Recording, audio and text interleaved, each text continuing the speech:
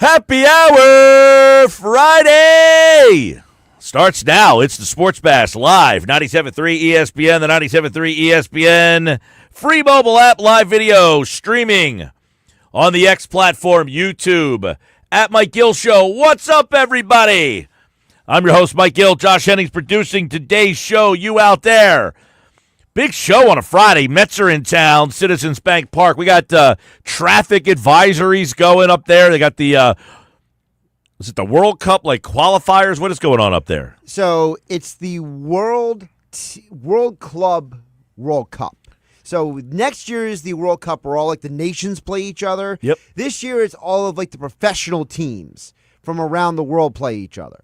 All right. Well, that's happening at Lincoln Financial Field. I believe it just kicked off. Yeah, but nobody cares because, they don't care about us. So nobody's at that game? Why'd I get a traffic advisory then? No. People are there, but you and I don't care. Well, I don't care about the World Cup. Exactly. So this one I care even less about. The World Cup I care 0.1. This would be -1. I'm just not into it. I just don't care. Yeah, this is like the Manchester Cities and I saw all that Chelsea's stuff. one of the teams. I have heard of them. I don't know the team they're playing. I never heard of them. I'm sure. You know who's playing today? Have you seen the other team? Because I know Chelsea's one of them.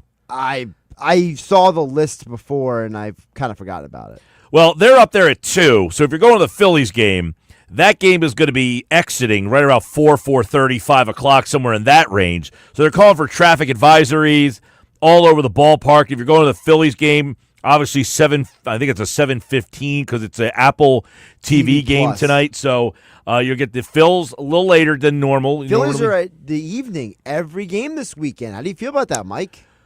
Yeah, they play Sunday Night Baseball, and they've got all 3 games, by the way. I don't believe any of them are on NBC Philadelphia. So you will not get McCarthy, T-Mac, and Kruk or Amaro, none of them. I think all 3 games, tonight is Apple TV, tomorrow is Fox, and Sunday night is ESPN. So you got all 3 national games. And listen, it's a fun series. You got the Mets in town, and what we talked about yesterday happened. The Phillies won. The Mets lost. So you enter the weekend series in a deadlock. Both teams at exactly 45-30. Both teams are 15 games over 500. Who feels better about themselves at 15 games over 500? Does Philadelphia feel like, we're 15 games over 500 and we haven't played our best ball? Do the Mets feel like, we're 15 games over 500 and we've really had a lot of injuries to the pitching staff? Who is happier about their first 75 games? I would be inclined to say the Phillies.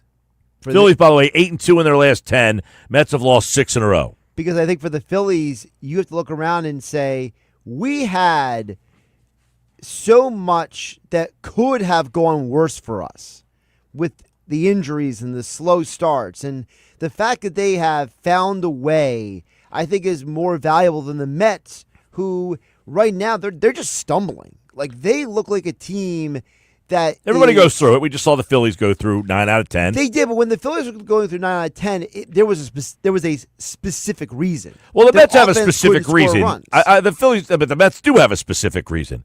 Their pitching is beat up right now. They're throwing a guy tonight who is making his second career big league start. His first one didn't go very well, but you've got to throw a kid up against Zach Wheeler. So the Phillies definitively have the advantage tonight as Blake Tidwell will make his second start for the Mets. So the Mets are saying, we don't really have anybody that is an option here. Let's go with Blake Tidwell. They had no Minaya. I understand. They've got no Montas. I get it. And Kodai Senga. Those 3 guys, pretty good pitchers, all 3 of them.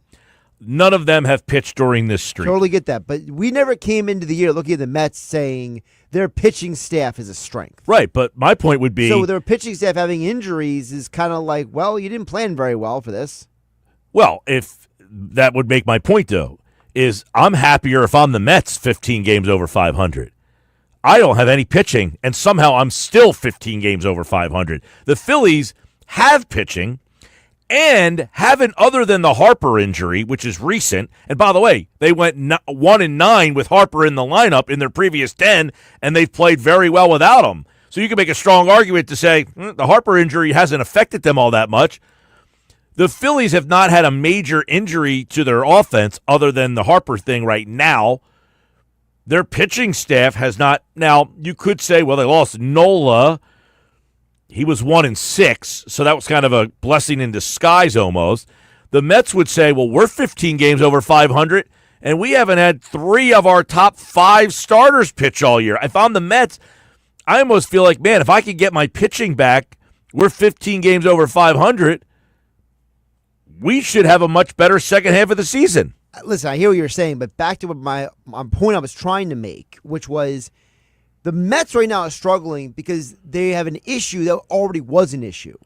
When the Phillies lost 9 out of 10, the Phillies' offense went completely flat. This is a team that has spent a lot of money on their offense. And yes, there was no Harper, but aside from Trey Turner, in that stretch, almost everyone was not hitting.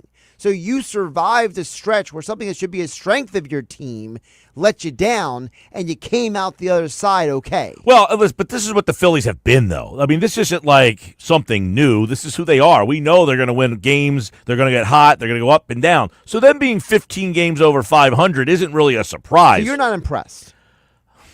Not necessarily, no. I mean, I said at the beginning of the year, I think the Phillies, their starting pitching, as we saw last night, is so good that their offense can be atrocious for long stretches, and they would still win about 90 games. Now, I had them at 95. They're on pace to win 95.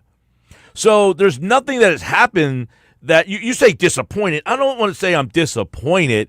I would more say this is kind of what I've expected. They are who they thought they were. Yeah, their pitching dominates. Their offense goes through ups and downs. They go on, hot streaks, cold streaks. So you're pulling the Denny Green. You're like, listen, this is who I thought they were. It doesn't matter. Pretty much. They are who I thought they were. What you're saying with the Mets, you're saying, look, man, no one expected this from the Mets. No, I think people thought the Mets would be good. But not this. But the fact that they're 15 games over 500 with the pitching staff that they're rolling out there every fifth day, I think is a testament to what they've been able to do this year. So to me, the Mets should be more.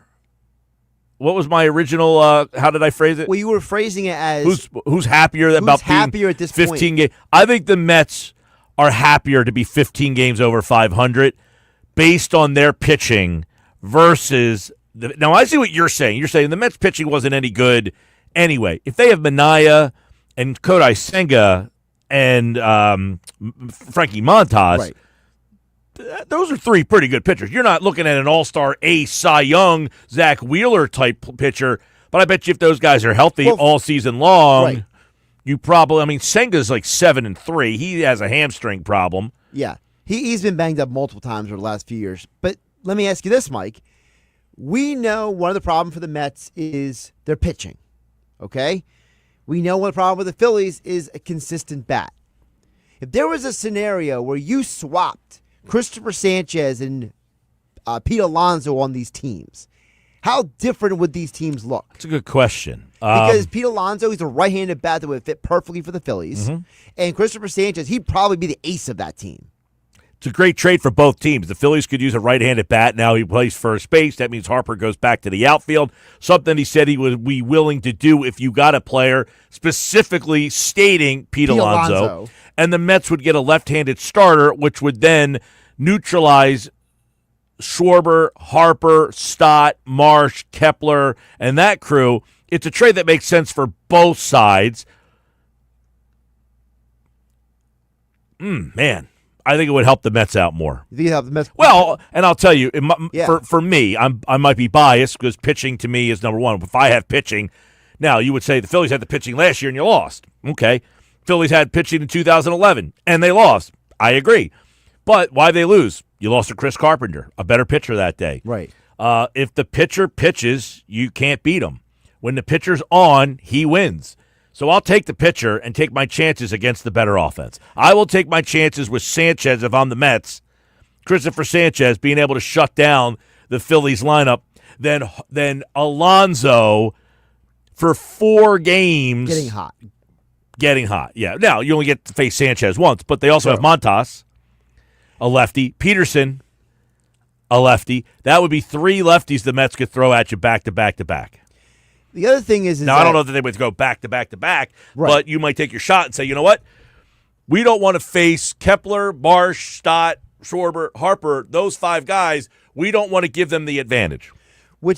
I specifically chose Christopher Sanchez for this conversation because, Mike, after last night's start, he is right now statistically having a better year at this point than he did last season, and he was an all-star last year. And bring us back to the conversation from yesterday, the Phillies rotation, what on earth would it be in the postseason? Because if Sanchez maintains this pace. That's a question that could just be literally debated after every start. Every start is better than the start before that you get from a guy. It's like, remember in the 11 season, I think Hamels might have came out and said, like, hey, this staff is so good that the guy pitches the night before you are always trying to do better than that guy. So then every night you're getting an outing from a guy who just continuously is trying to up the guy before him. Yeah, Sanchez right now is arguing, like we talked about it yesterday. Oh my God, Ranger Suarez has to be your second best guy. Well, now Christopher Sanchez is 6-2 with a 2.87 ERA and a 1.19 WHIP.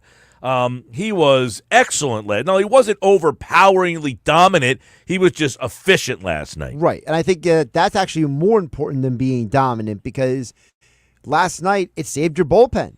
You were able to get a guy to go out there and chew up innings in an efficient way. So now you're coming into this Mets series and pretty much everyone's good to go. Now, would you have thrown Sanchez in the 9th to preserve not having to use Kerkering? I definitely would have considered it. Have to. I think that But there's 2 parts to this real quick. Yeah. There's a party that wants to see Sanchez go for the complete game. Which he's done already this year. And he was in the pitch range to say, hey, he has a shot now. Topper said after the game he looked like he was gassed. He sounded like he was ready to come out of the game. I don't know that that's true. I think he would have gone out there and tried to go. And yeah, he's a competitor. He's not some wimp. So that's 1. But 2, there was a part of me that said, I want to see if Kerkering can close this game out. And he got a little dicey there in the 9th, but he did get out of it. He survived. Got out of it. He gave up the 1 hit.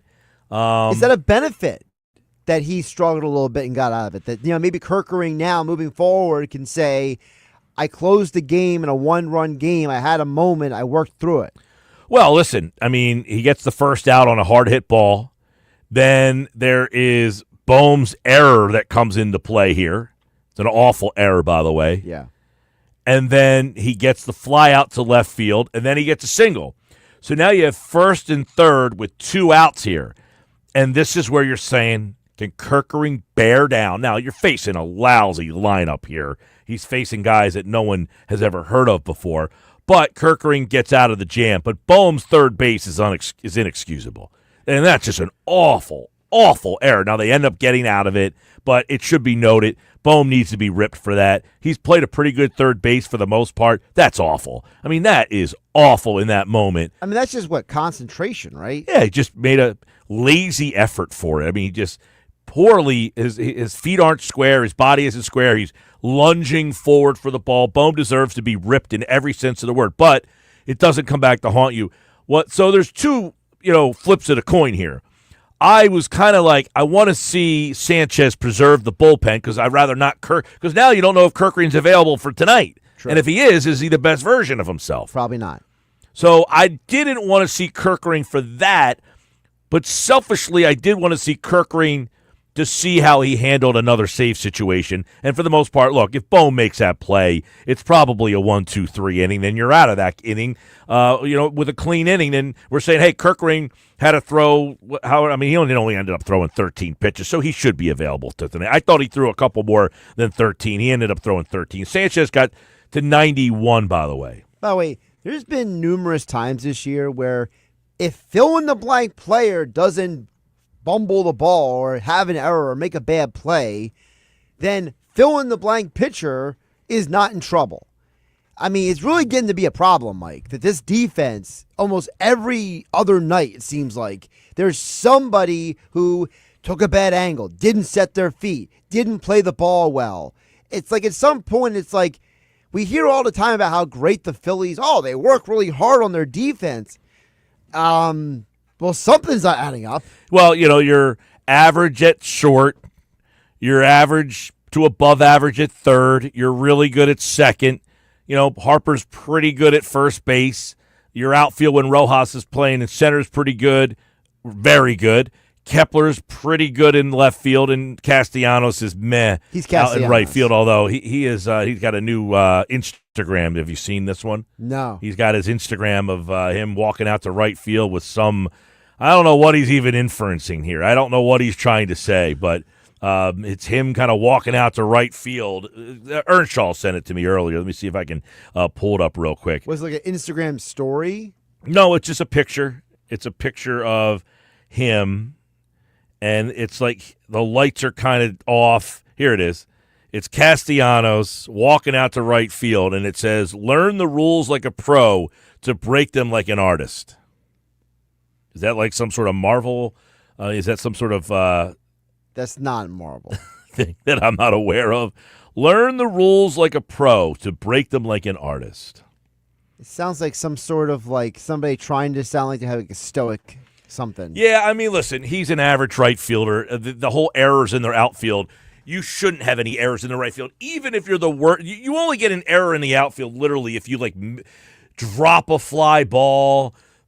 Like, it's hard Even to get an then, they're error. not giving out errors. Castellanos has dropped 2 balls in the outfield this year. They didn't give him an error on it because they claimed that it would have been a base hit. Yeah, it's hard to be an outfielder. You generally get an error from the outfield on a throw, like an overthrow.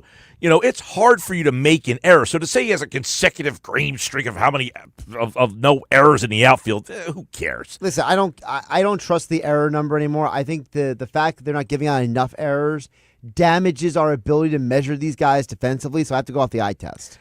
And the eye test says he's very average, and I think we're being kind there. 609-403-0973. So both teams, 75 games in, 45-30. Who feels better about their 45-30? Phillies or Mets? Also, tonight is a game you have to win. Why? Why do you have to win tonight? Now, it doesn't mean anything in the big picture record-wise. Maybe the Phillies lose tonight and they go on and win the division. But I'll say this. You have Zach Wheeler pitching against Blake Tidwell. If you cannot win the game with Zach Wheeler, the Mets have owned you. The Mets have kind of beaten you up. The Mets beat you in the playoffs. The Mets have been the better head-to-head team. That doesn't mean they're the better team in terms of record. No, they're exactly the same record-wise. But you have 2 teams coming in with the exact same record. Now, the Mets swept you back in April. Those games were at Citi Field. This is the second time you're playing now. They have swept you, and they beat you in the playoffs the last time you faced them. So they have had the better of you the last couple times. You have the clear pitching matchup right now. So if it's game 1 of the National League Championship Series and Zach Wheeler's on the mound and you've lost to the Mets with Blake Tidwell pitching, what kind of mind games are being played in terms of you can throw Wheeler, we have Tidwell, we've lost 6 in a row, you've won 8 out of 10, you've got your best, we've got some mutt on the mound, and we still beat you in your home park. That would be an ultimate kick in the groin. I was going to go with liver shot, but kick in the groin is good too.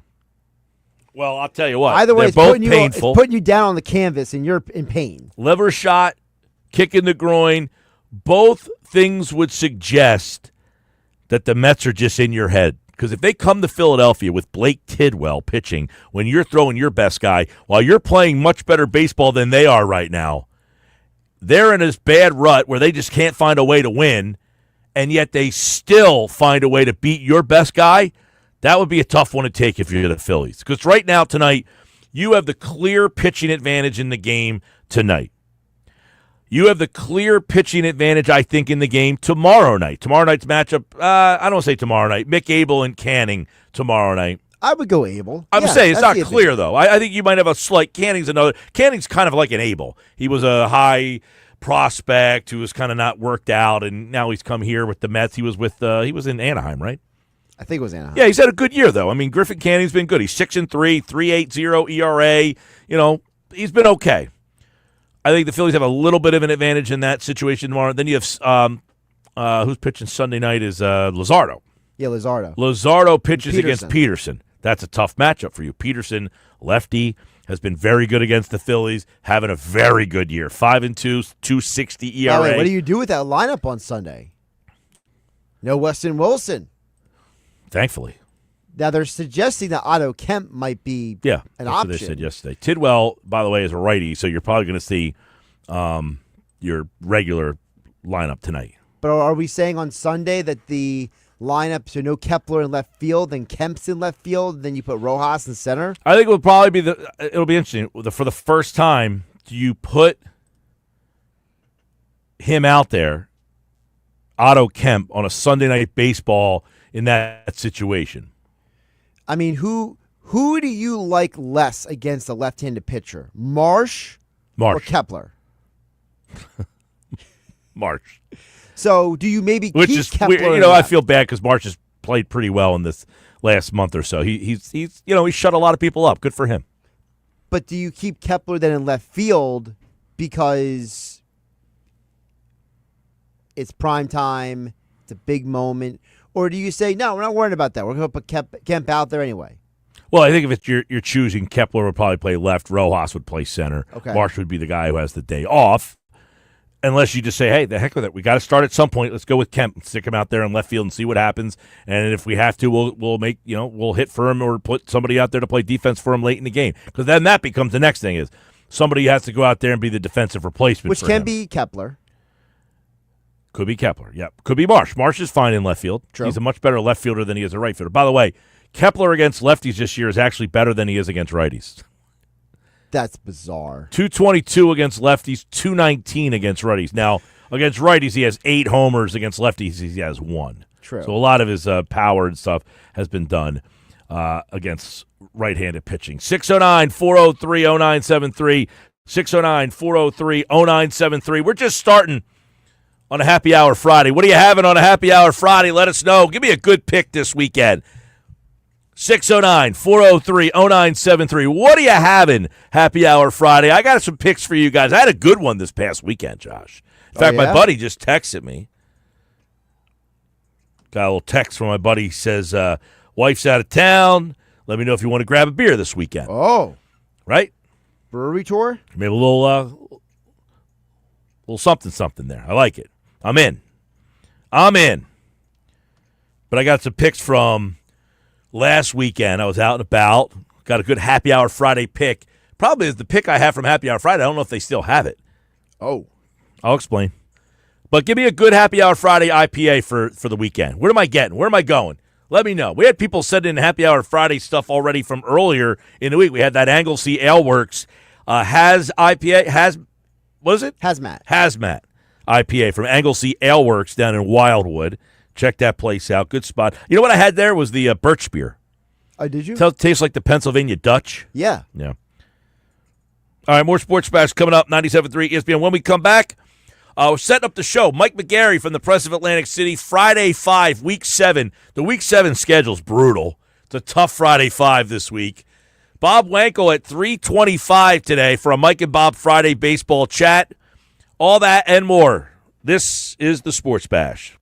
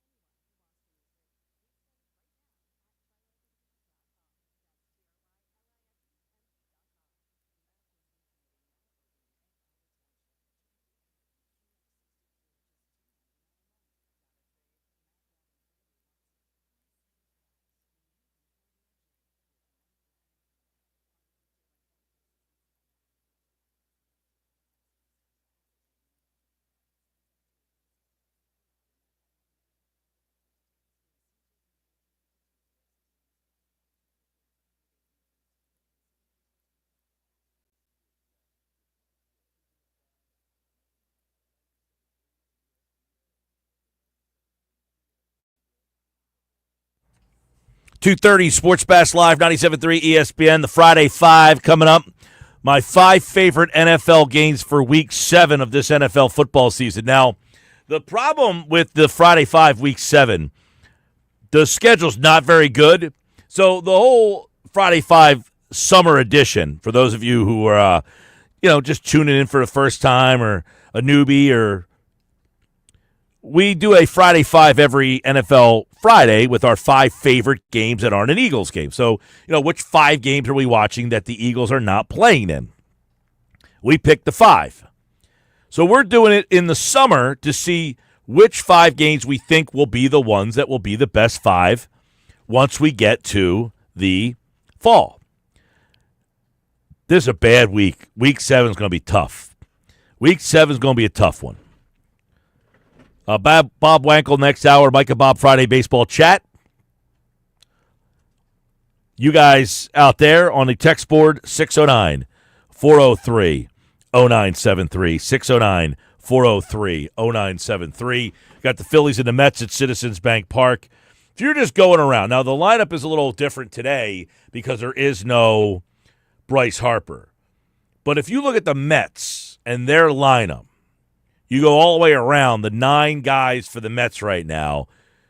You've got, obviously, Alonso. You're taking him over whatever the Phillies. But you might make an argument that Alonso, not an argument, it's a pretty strong case. Alonso's having a better year than Harper is. So you'd probably say check mark right now to Pete Alonso. And then after what he did to you in the playoffs last year, he had a pretty big playoff run for them last year. So Pete Alonso right now might be check mark New York in that one. Alonso at one point was having a better year than even Soto early this year. So probably still is. Alonso, you could argue, has been far and away the best hitter on both teams, not named Kyle Schwarber. So you got first base check mark there. Yeah.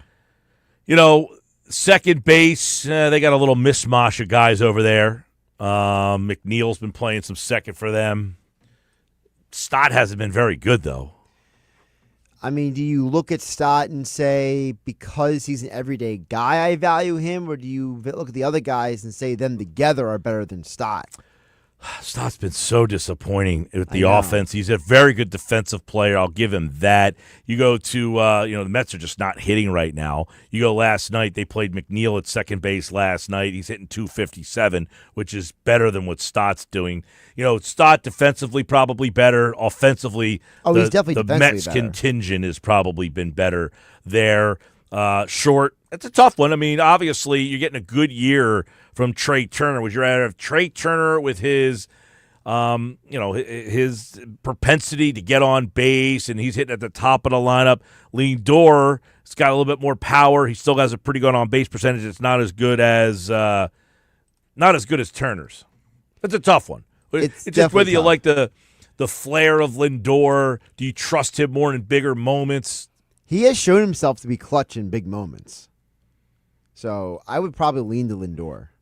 So right now, you're leaning Alonso over Harper or whoever's playing first base for the Phillies. Right. Lindor over Turner. Maybe a wash at second base, but probably a slight lean to the Mets, right? Yeah, lean to the Mets. Not like a heavy, definitive. Third base, I mean, Vientos killed you in the playoffs last year. He did. He was absolutely great, but he has been hurt this year and hasn't been nearly as, He's not the same player. No, he had a rough start. But Brett Beatty's come up, and now he was playing some second. He's over at third. He got off to a good start, but he's not hitting either. I think you would say Bohm. I don't even think Beatty's playing. I think he's kind of had that groin problem. I don't think he played last night either. I don't know who they played at third last night. But that being said, irregardless, I think you would probably go with Bohm over their third base situation, which has been nightmarish so far if you're the Mets. So the Phillies have one check mark. Then you go to the outfield. By the way, their third baseman last night was Mauricio. Okay. Is Acuna playing for them a lot, or what's he been doing? He was struggling there for a while.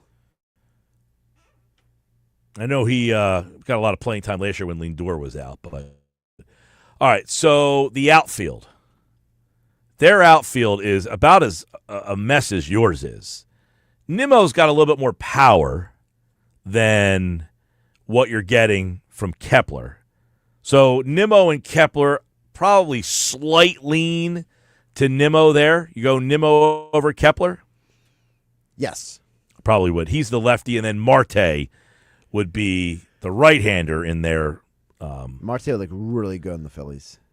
He's been okay. I mean, not doing anything special this year. Right-handed I need you bat. to be special. I need you to be somebody I can put up at bat and not be like rolling He's my better eyes than the at. Phillies' right-handed option, no Exactly. question. But their left-handed, their left field platoon is better than yours. 100%. Yeah.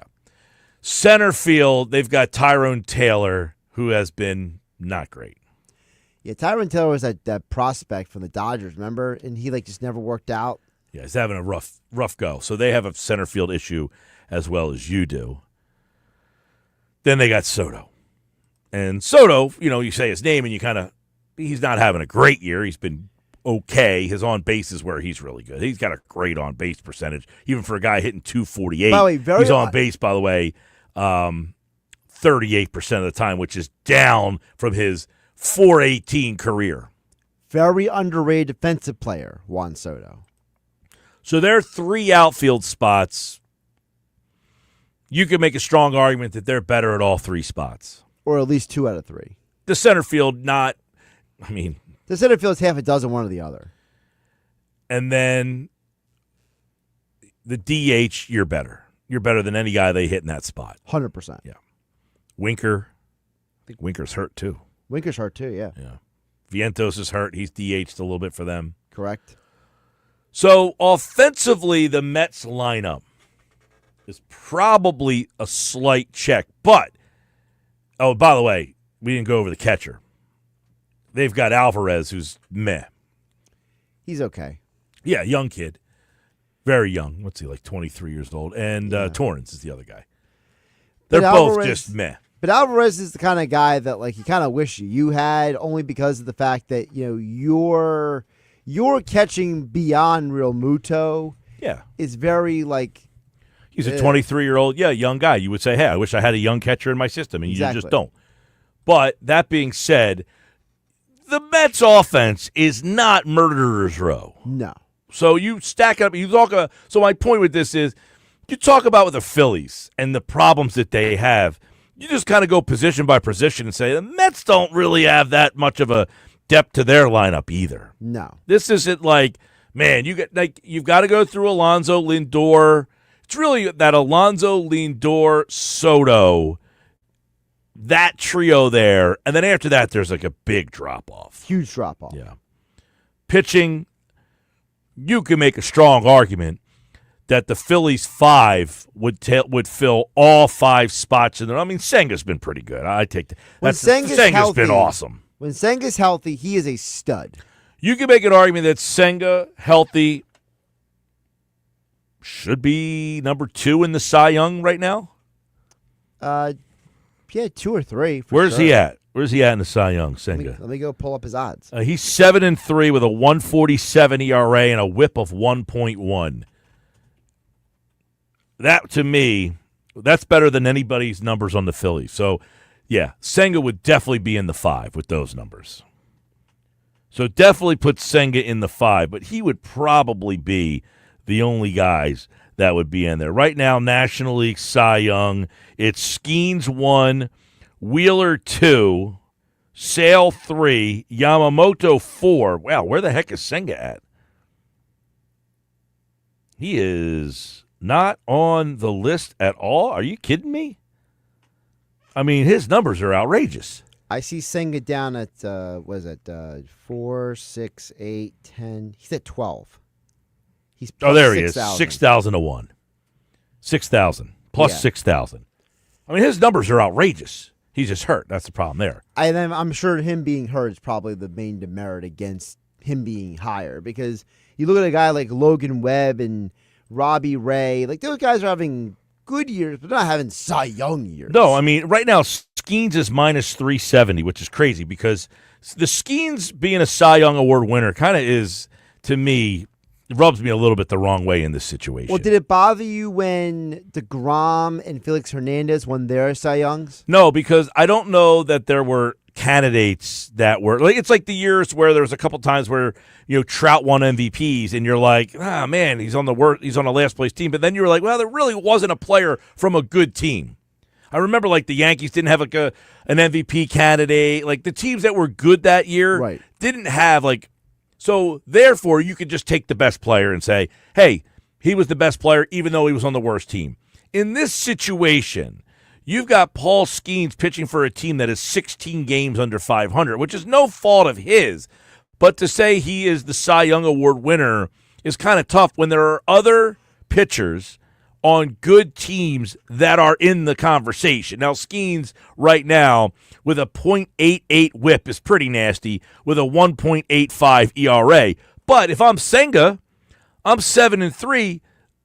And my ERA and whip are right there with you, Paul Skeens, and I'm on a team that's in first place. So Senga. So you're hoping that the voters factor in that this guy, he doesn't have good stats. He doesn't just have great stats, but he has great stats for a winning team. Well, should being a award winner go hand in hand with, is the Cy Young just, hey, you were the best pitcher in the league, doesn't matter what team you were on? To me, that's Cy Young. It's an individual award. Okay. Now, MVP, if you want to tell me that MVP is a team-based award to an extent, I can work with that because I feel like most valuable player typically latches its on to something winning. Okay, so if you had two players, though, this is where I'll ask, and I see what you're saying, the individual nature of the pitching thing, it's not most valuable pitcher, it's just Cy Young, best pitcher in the league. Okay.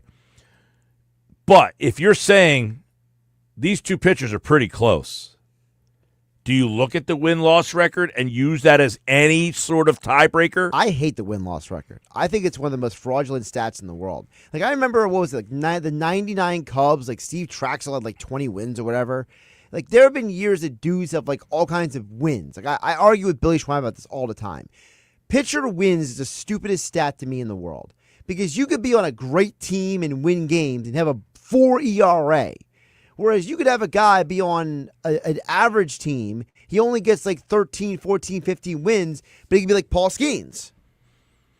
Well, isn't there something to be said that you last long enough in games to be able to win games? Well, you can last long and your team not scoring any runs. No, but if you last, the point is if you rack up a lot of wins, the offensive part of it is out of your control. But you last it long enough to factor into the decision is what I'm saying.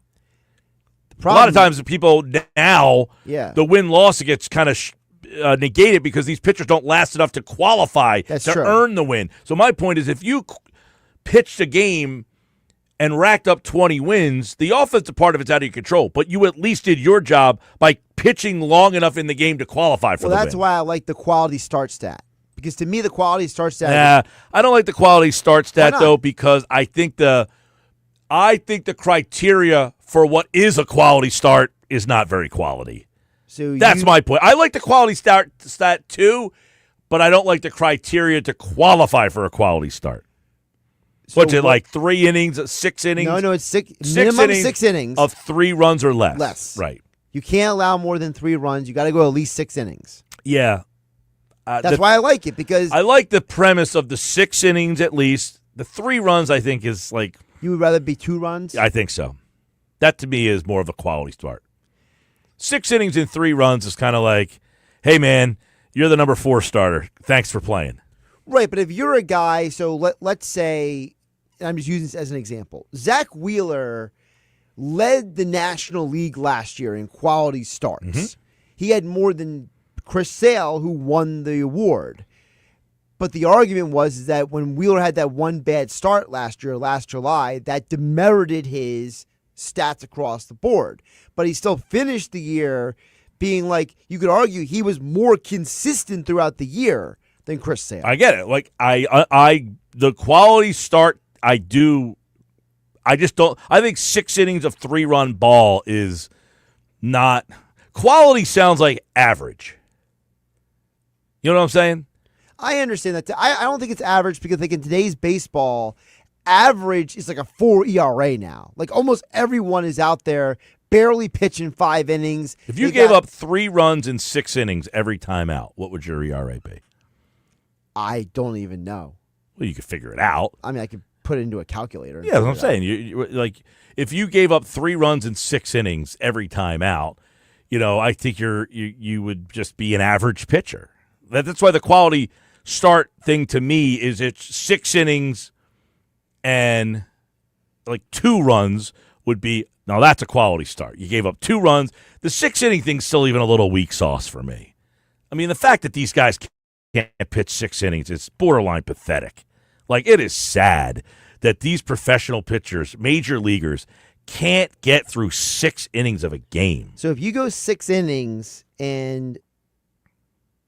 so if you go 6 innings and allow 3 runs, that's a 4.5 ERA. Yeah, that's what I'm saying. It's very average. I mean, okay, now that you put it that way, now I'm kind of leaning to your side here a little bit. That's why I've always said I think the quality start is just like, hey, it's an average start.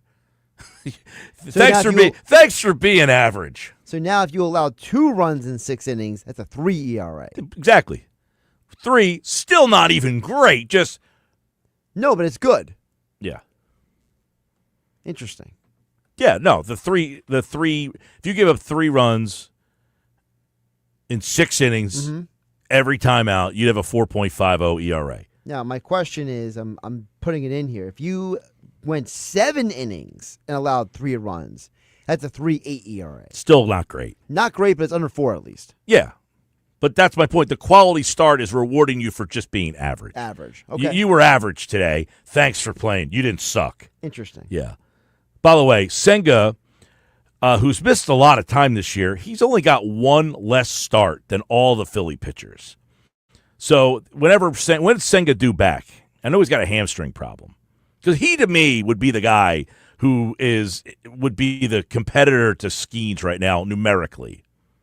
If you were to look at Paul Skeens' number and say, he's better than Yamamoto, he's better than Wheeler, Sale got off to a slow start, Skeens is the one who's the clear favorite in this Cy Young category. Right now, though, the numbers for Skeens and the number for Senga would be, and Skeens has 16 starts, Senga has 13.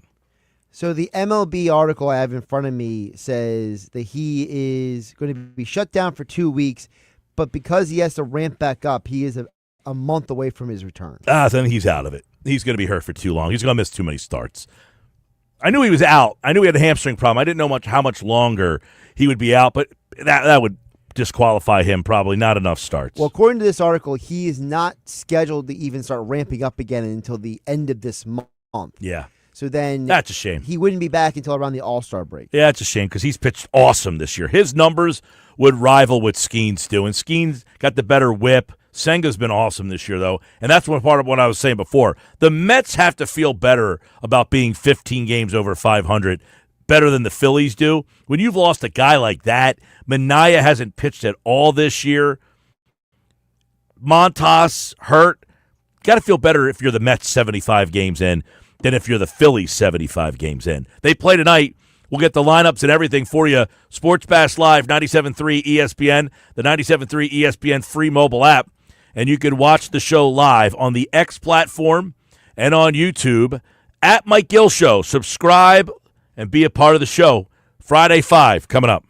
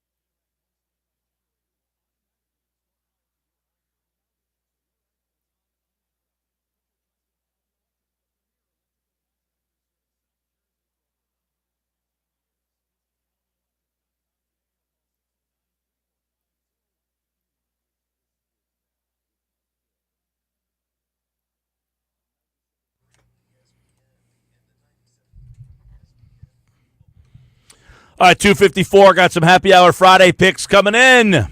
Got one from Shaner and EHD. Happy hour Friday, green zebra time. Best summer heat beverage on the boat or the beach. Shaner enjoying on the Great Egg Harbor River. I like that one. Green zebra. I'm going to have to look that one up.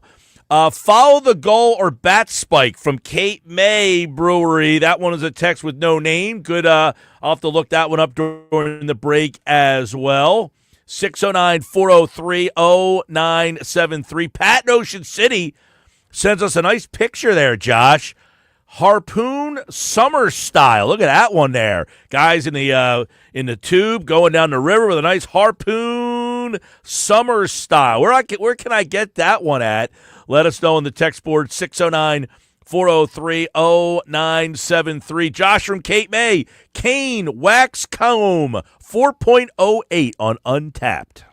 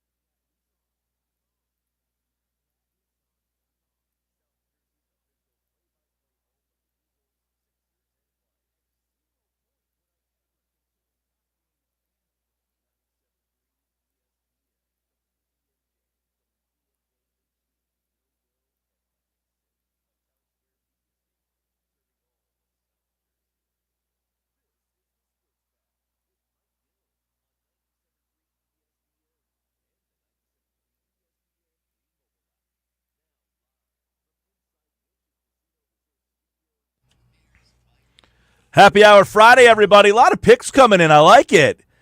Now it feels like a Happy Hour Friday. Summertime and a living ZZ. LJ in Millville says old-fashioned Yingling lager to kick off the summer. Thanks, LJ. My buddy's a Yingling guy. Not so much for me, but hey, to each their own. I like the pick. I like you throwing it into the mix at least, right? Don't be bashful. Tell me what you're having this weekend. Give me a good suggestion. You know, one of the great things about Happy Hour Friday, I have learned about so many beers that I would not have otherwise tried myself. So you guys out there, believe me when I tell you, have given me so many great options to try, and I appreciate that. It was why we kind of started this Happy Hour Friday community. And it's funny how many people come up and say, hey, I listen every week for Happy Hour Friday. I want to hear what the picks are. But I want to hear the picks from you guys. I cut this one off late. Josh from Cape May. Is that your boy Josh from Cape May there, Josh? I believe so, yes. He said Kane Wax Comb. He grabbed it from Collier's in Cape May. Epic. Oh, that's definitely my guy, Josh. He said epic. It's an epic beer. Now, he's the one that suggested the one from Gusto. Yes. Which it's difficult to pronounce unless it's sitting in front of me. Amenakori. That's it. I had to think about it for a minute. Yeah. That was great. That was a great pick by Josh. And he's the one who also brought you that beer one time when you were at Yuri's, remember? I do. Josh, a good dude. So he always gives good Happy Hour Friday picks. So he's throwing another one in the mix today. Kane, which is a smashing place. Wax Comb, 4.08 on the Untapped app. I'm just glad to know you don't hold it against him as a friend of mine. So Nope, I wouldn't do that. I would not do that. By the way, tune in tomorrow, the inaugural edition of Hanging with Henning. Josh will be hanging out with you guys from 12 to 3 every Saturday now right here on 97.3 ESPN. He's got a couple of interesting guests already lined up. I know Marcus Smith is one of them, the former Eagle first-round pick. He'll be one of the first guests on Hanging with Henning tomorrow. It'll be a good lead-in to the Phillies and the Mets. You'll have reaction of the Phillies-Mets game, some local reaction tomorrow afternoon, 12 to 3 right here on 97.3 ESPN. Let's hit a couple text messages from the last hour of this Phillies-Mets. Will we? Mets. Greg and LBI says, Mets feel better than the Phillies do about their record. We've had good seasons. They've had one. This is new excitement for the Mets. So he's saying the Mets feel better because the Phillies the Mets did beat the Phillies in the playoffs last year, Greg. yeah, they had a great run in the playoffs last year. And he is right, though. I think the Mets feel better. And you're going based off, the fact that, again, you mentioned the last hour about their pitching, that they didn't come into the year with some great pitching staff, and yet they've been able to stabilize. Yeah, the fact that no Senga for the last couple of weeks. Minaya hasn't pitched all year. I don't think Montas has really been effective for them. He's been hurt. You lose those three pitchers. I mean, just say if you're the Phillies and you lost Wheeler, Sanchez, and Suarez. Well, you did lose Suarez for about a month. And you mentioned in the last hour, Canning has been a great find for them. A guy who was a cast-off of the Angels. He's come to New York and been a guy that you can depend on. Yeah, so you're getting, Peterson and Canning have basically been your top two pitchers so far. Senga's been awesome, but the fact that he's out and now another month or so, that really hurts him. So I think 75 games into the season, the fact that they have a 15-game over 500 record, the Mets feel better. I just keep going back to the Phillies and the fact that this team, they have almost $500 million invested in their offense, and they have survived. Well, how's that different from any other year? No, but I mean, to me, it's like they've survived with a team that has still been inconsistent offensively in spite of. You know what I mean? Yeah, look, the Phillies pitching staff is the reason why they're 15 games over 500. I agree. I'm just saying that for a team that invested a stupid amount of resources in the lineup, you're not really getting the bang for your buck. 609-403-0973. Guys, this is a crucial series for the Mets. One team has momentum. The other team is on a losing streak. Let's start with that. The Mets are where the Phillies were after the Pirates series. Correct. And the Phillies are where the Mets were before after the Rocky season. Exactly. So it's not crazy to say, listen, One has momentum, the other's on a losing streak. That doesn't really matter all that much. But that's why tonight is so important, as you said, Mike, because this is the night for you to set the tone. Tonight, you got Wheeler. They got nobody on the mound. They got Tidwell. You gotta. If the Phillies lose this game, it is a big mental hurdle of why can't we beat this team? Why we have our ace? They've got some guy we know. Why can't we beat this team? You set the tone tonight. You win this game like 5-1 tonight. That is a huge standard for the rest of the weekend. Pat in Ocean City says, do you think it's imperative that Rob Zombie make the right decisions in the bullpen and with defensive substitutions in the outfield if the games are close in the later innings? Well, of course, Pat. I mean, he's got to make the right decisions, with all those things. I mean, now the bullpen stuff, listen, we as fans, we harp on every inning of every game. We never take into account, hey, you know what? I want to see what this guy does in this situation. Like, we always think they only manage to win on Friday night in June. Right. Well, he might say, you know what? This is a good chance. I really like what I've seen out of Tanner Banks recently. Let me see if I can move him up they were doing that with Hoffman the last couple of years. There'd be times where, like, he went to Hoffman in a situation, you're like, why is he pitching Hoffman here? And it's like, I want to see if Hoffman can pitch not the 6th inning, can he pitch in the 7th? Right. And then after he shows he can pitch in the 7th, can he pitch in the 8th? So, yes, he has to make the right decisions on all those things, Pat. I mean, that's basically the bullpen stuff, though. Some of that is kind of predetermined, who's available, who's not. We talked with David Sampson a couple of years ago about this, and he said, look, before the game, they're going to say Zach Wheeler can go about 90 to 110 pitches. When he gets to that number and he has to come out of the game, if that number's in the 5th inning, this is who you're going to go to. If that number's in the 6th inning, then you go to this guy. If that number's in the 7th inning, then you go to that guy. So they already kind of know beforehand who is lined up to pitch in which inning of which game. We will have discussed pregame. Here's what we're doing. We don't want that pitcher, say it's Zach Wheeler. We don't want him going 5 innings if he throws 45 or more pitches in any inning early in the game. So literally to that level of detail, we're going to talk it through. To that level of detail. So in other words, let's say Wheeler goes tonight. They probably say before the game, listen, his max tonight is 110.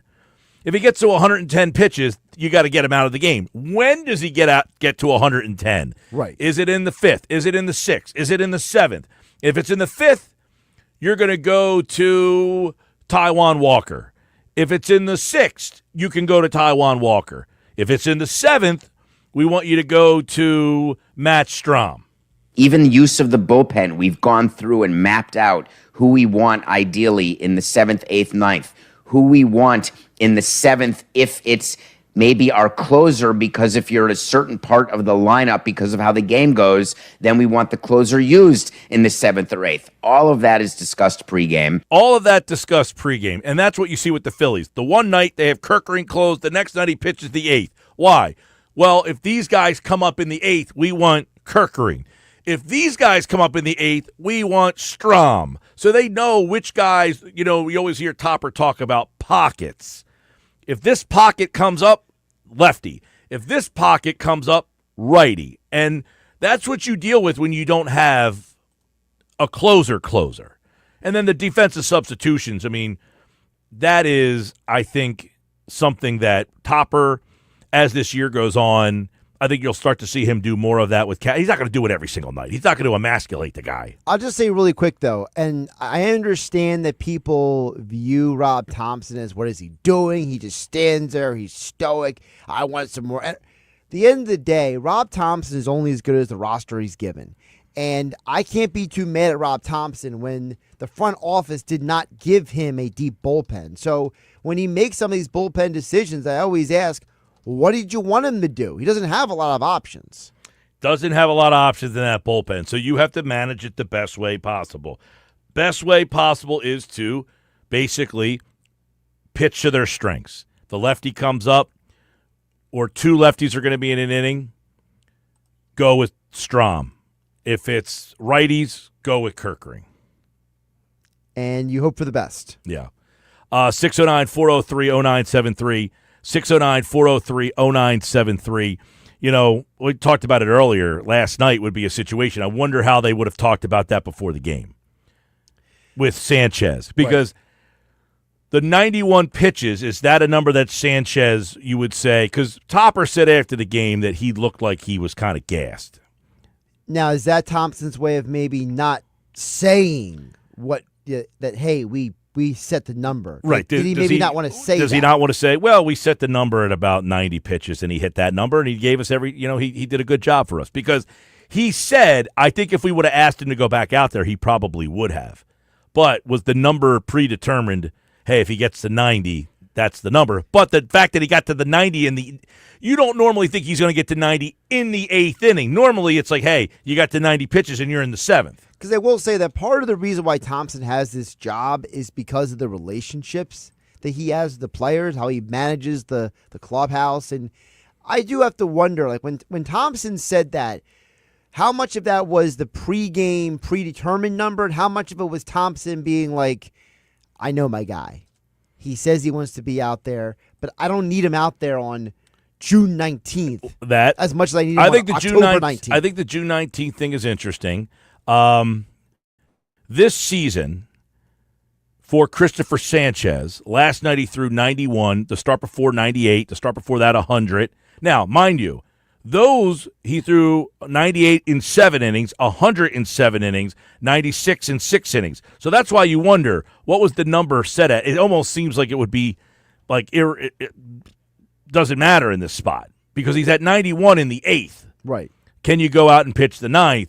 My question was, and I asked this earlier, did they want to see Kerkering in another closing spot? I think that's part of it. I really do. Did they say, look, Sanchez got us to the 8th. We didn't expect that. He hit 90 pitches.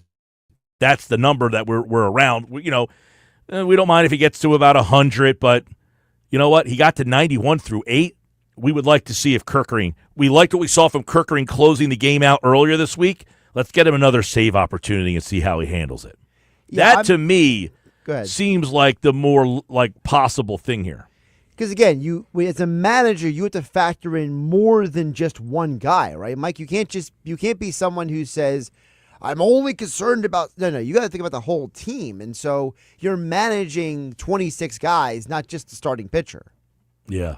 Sports Bash Live, 97.3 ESPN, the 97.3 ESPN free mobile app. Live video streaming on the X platform, YouTube, at Mike Gill Show. A couple other text messages coming in here. Let's see what else we got. We got some Met fans. We got some Phillies fans. Fellas, I love the Madsen Lidge thing. 7 innings, set up and close. You all remember those good times. Why don't teams seek that formula anymore, in your opinion? I think teams seek the formula. The problem is there's very few Lidges. There's almost none. There's no lockdown closers in the game. How many right now? Could probably count on one hand how many lockdown, you're the closer, no questions asked guys anymore. It's what? Class A in Cleveland, even though he's having a bit of a down year. It's been a little bit of a roller coaster. You have Tanner Scott with the Dodgers. Yeah, I don't even know that he would be in that category this year. He's on my fantasy team. I should know. He's on my fantasy team, too. So then you should know he's not the guy you're saying he is. He's still very good, though. He's been rocky. Do we put in Iglesias for the Braves? Right now, you know who leads the league in saves? Carlos Estevez. He's not in that category. Well, this year he's a 1.93 ERA, a 1.10 WHIP, 28 strikeouts in 32 innings. That's always been his thing. Is Estevez is a closer who's not a big strikeout guy. Robert Suarez is next, but his number of saves is 21 with Estevez. Josh Hader, Kyle Finnegan, Munoz from Seattle, Pagan from Cincinnati, Jeff Hoffman from Toronto, Trevor McGill from Milwaukee, Clase from Cleveland. They are the top 10 save guys. Then you have Edwin Diaz. Now, just because you don't have a lot of saves, maybe your team doesn't have a lot of save situations, yada, yada. You have Diaz, Bautista, Tanner Scott, Ryan Helsley, Mason Miller, Aroldis Chapman, Pete Fairbanks. These are the top 20 guys. There's only 3 guys you named who I would even consider, when they come into the game, it could be lights out. Yeah, so to go back to that text, there's very few closers. a lot of it is matchup based, lefty, righty. As you take a look at what the Phillies do, they don't really have their closer guy, like their number. You're the closer on this team. They really haven't had one in like a decade, basically. 609-403-0973, 609-403-0973. You take a look at that group of guys, there's a handful of guys that you're like, that's the closer, and when he comes in, the game is lights out. It's over with. But on the flip side of that, if you have that guy, there's a lot of times that you don't have the eighth inning guy to get it to that guy the way that we talked about with Madsen and Lidge. And that's why building the bullpen is so important, because it's less about who the closer is as much as you have enough depth in the bullpen to handle different scenarios. Yeah, and a lot of times too, one of the things that we talk a lot about is these pitchers today, they all throw hard, but a lot of them, I don't want to throw them all into the same category. They can't command. They don't command very well.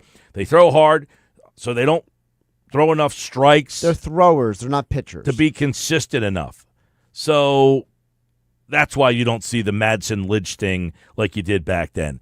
All right, so I want to switch gears quickly over to yesterday. We had Keith Pompey on from the Philadelphia Inquirer.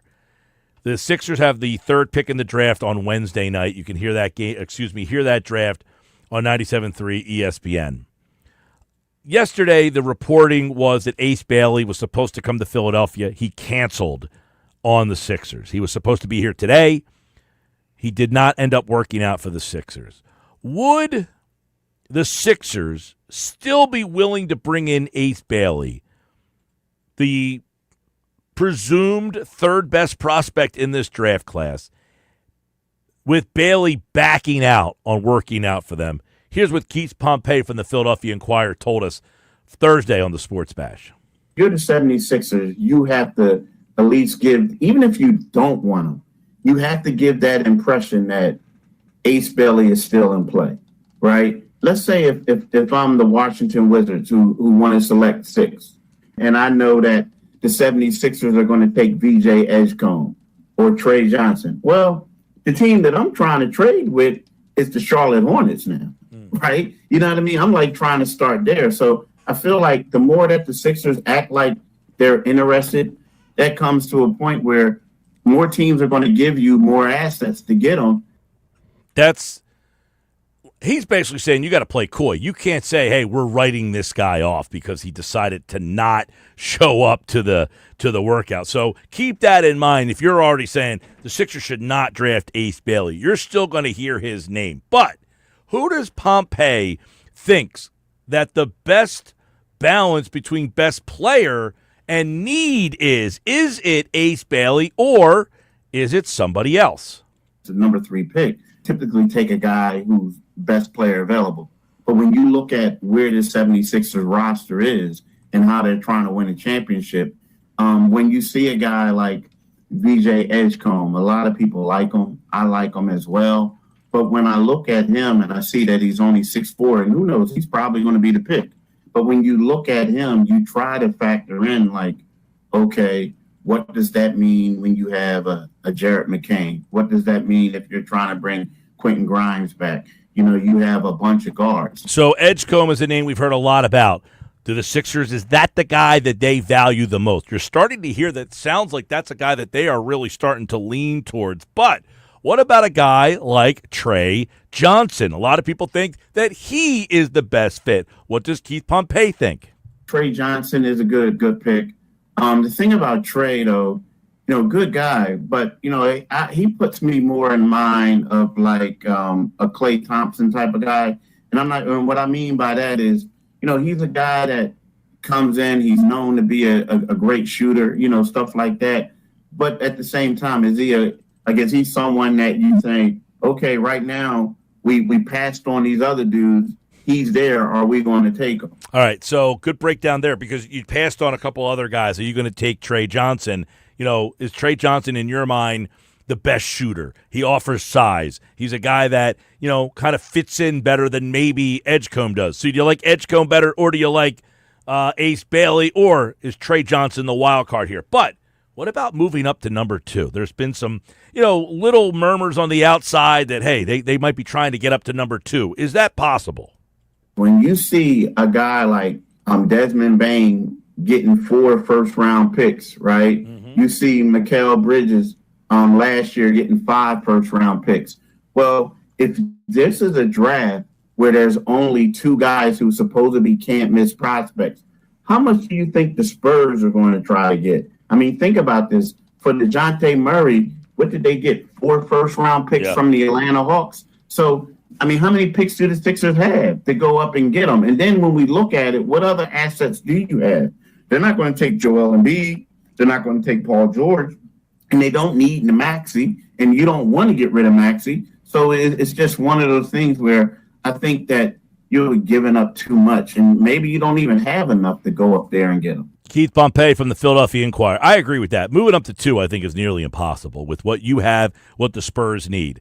All right, Sports Bash Live, 97.3 ESPN. You can listen to that full interview on yesterday's show over at the X platform at Mike Gill Show. All right, when we come back, it is a Mike and Bob Friday baseball chat. We'll get into some of the Phillies storylines from tonight, the weekend series. It's all coming up next. Bob Wankel from the Fighting Words podcast, Crossing Broad, joins me on the other side. It's a Mike and Bob Friday baseball chat next, right here on the Sports Bash, live on 97.3 ESPN.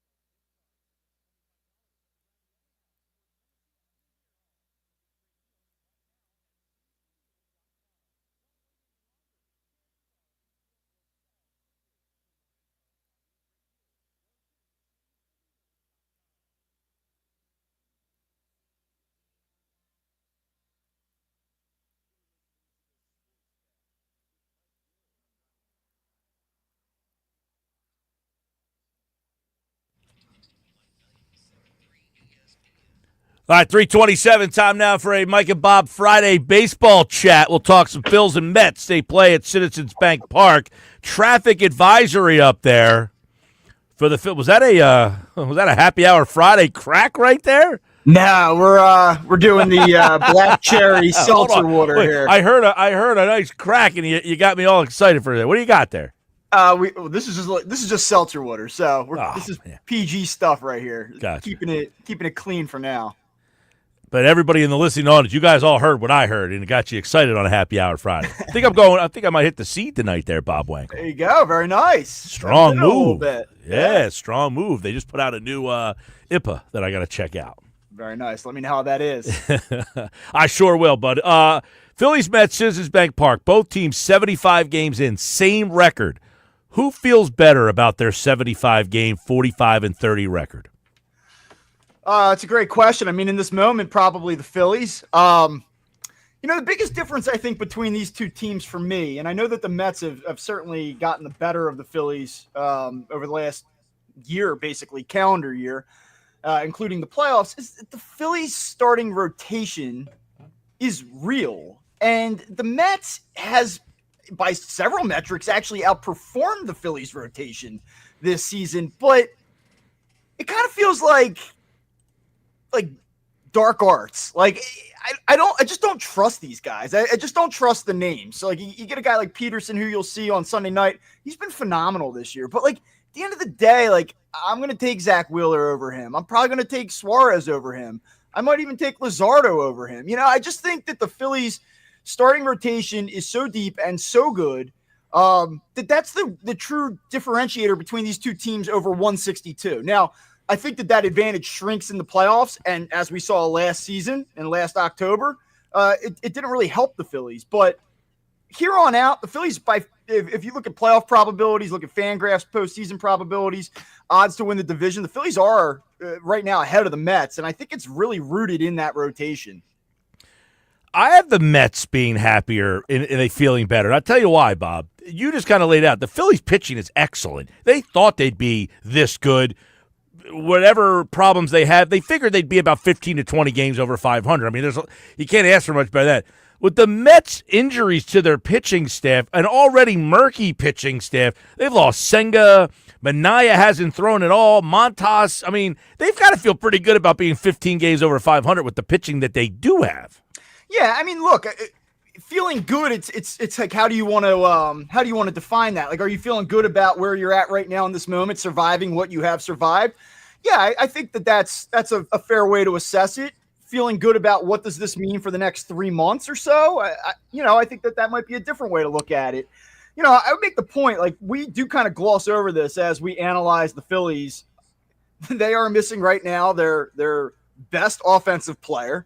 And whether or not he's their best offensive player this year, that may be a different story. But Bryce Harper is their best offensive player, and they are missing a $24 million arm in their starting rotation. And then, oh, by the way, their best reliever got suspended for the majority of the season. And the Phillies have survived all of those things. We rarely give the Phillies credit for being resilient and overcoming some obstacles, whereas we typically just, we're pretty critical of them. So the Phillies have overcome quite a bit as well, as any good team does throughout the course of a season. Bob, right now, every night it's like, man, how do you pass over Suarez? Then Sanchez one-ups him. Who's the number 2 guy behind Zach Wheeler for you? I think it's Christopher Sanchez because of the consistency going back to last season. I think that he hasn't spent a long stretches on the injured list. He didn't come back for a period of time where he was ineffective, whereas the highs with Ranger Suarez have been extraordinarily high and maybe even higher than Sanchez's, but just the matter of consistency start after start after start. Now, certainly Ranger Suarez is in the midst of just a fantastic stretch right now. You really can't go wrong with either pick. But if it were me in this moment, I'd probably just give the nod to Sanchez in terms of the consistency. Yeah, Sanchez last night. I mean, I want to get your take on the 91 pitches getting pulled in the 8th there and how you kind of read it and see if me and you are on the same page at all. Do you look at Topper and say, why'd you pull them? How do you analyze the 91 pitch mark, 8 innings, and then go into Kirk Green there? Well, you look at it, and number one, he's going through the middle of the order in the ninth inning for a fourth time if he remains in the game. And analytics people and decisions that are driven analytically, they're scared to death of that. Christopher So Sanchez, you would say that was an analytical decision last night? to a degree. So part of it. I think the other part of it is you look at the Xavier Edwards at bat in the eighth where he fouls off 5-6 pitches, runs him up to 91. If he gets him out in a few pitches there and he's at 87, I think that the case, and I know you're like 4 pitches, who cares? But when you see a guy fouling pitches off, you say, all right, are they on to him a little bit? And the other part of that is I think the Phillies wanted to use last night as a little bit of a test case for Ryan Kerkering. Are you a guy that can time after time navigate the ninth inning? And they gave him a shot the other night. He did it. They give him another shot last night. He did it. Kind of start to build that momentum a little bit and see what you have in this guy. And can he take down those final 3 outs of the game? Because Jordan Romano and Matt Strahm, I don't think anybody feels great about that prospect right now. Bob Wankel must have been listening to me earlier because that was my take. Is I think they just said, you know what? Let's see. He got a save opportunity. He aced that one. Let's give him another one here. So the analytical part of it at 91, which is he generally comes out in that 90, 100 range. You know what? He went 8 because normally he gets to 100 in the 7th. He got us to the 8th. Let's see if the kid can close this game out. And it's not a tough lineup. It's another place to give him a little bit of some confidence there. Me and you agree on that one. Yeah, now on the flip side of that, and I mean in the moment, you're like, give the kid a chance, the kid being Christopher Sanchez in this case. Let's go finish it. Give him a shot. Yeah, but you know what? Anytime that the guys have gone and thrown a complete game, it feels like the next 2 to 3 starts afterwards turns into a disaster. I know, and I think that they're probably aware of that. I'm sure that they have numbers on that as well. The part of the equation that I don't love, and I don't know if he'll be available tonight, but now Kerkering's been used quite a bit here in recent days, and you're going into an important series against the Mets tonight, and you're backing up Zach Wheeler with Romano and Strahm, and you might not have Kerkering. And so you enter tonight maybe a little bit light. Now, certainly you expect Wheeler to get you into the 7th, maybe the 8th, if all goes according to plan. But Phillies could enter a pretty important first game of a 3-game set, a little short in an already bad bullpen. Bob Wankel, Fighting Words podcast, Crossing Broad. You had Aaron Nola on the Fighting Words podcast. A lot of people buzzing about that conversation. He said to you guys, August-ish. So how does that change the Phillies' June 20th to July 31st plans? Well, Phillies are very fortunate that a guy like Aaron Nola could be out that amount of time, and you have numerous options and multiple possibilities in how you're going to fill that gap. I mean, they're very fortunate in that regard. What does it mean? I think it could go a couple different ways. In the short term, you're going to see Mick Abel continue to make starts. If Andrew Painter progresses the way that they want him to progress, you're in a situation where you could go to a 6-man because you have 2 young arms that you want to protect. You might be a little bit wary of running up Jesus Luzardo's innings at this point. So you could work it with a 6-man.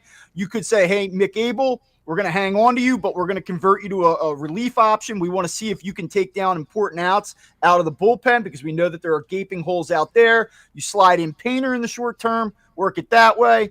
Or you bring up Painter, and at the deadline, teams are calling about Mick Abel, and then you use him as a trade chip and try to improve your bullpen with a more veteran-type guy, or certainly improve your lineup, which could use some improvement still. Yeah, I know that they have a lot of decisions to make, but Suarez's performances, how much are they clouding these decisions? Yeah, I think that that's really what it comes down to. If Ranger Suarez right now looked like the guy that he looked like at the second half of last year when he came back, and he just was never quite right. He's getting hit around.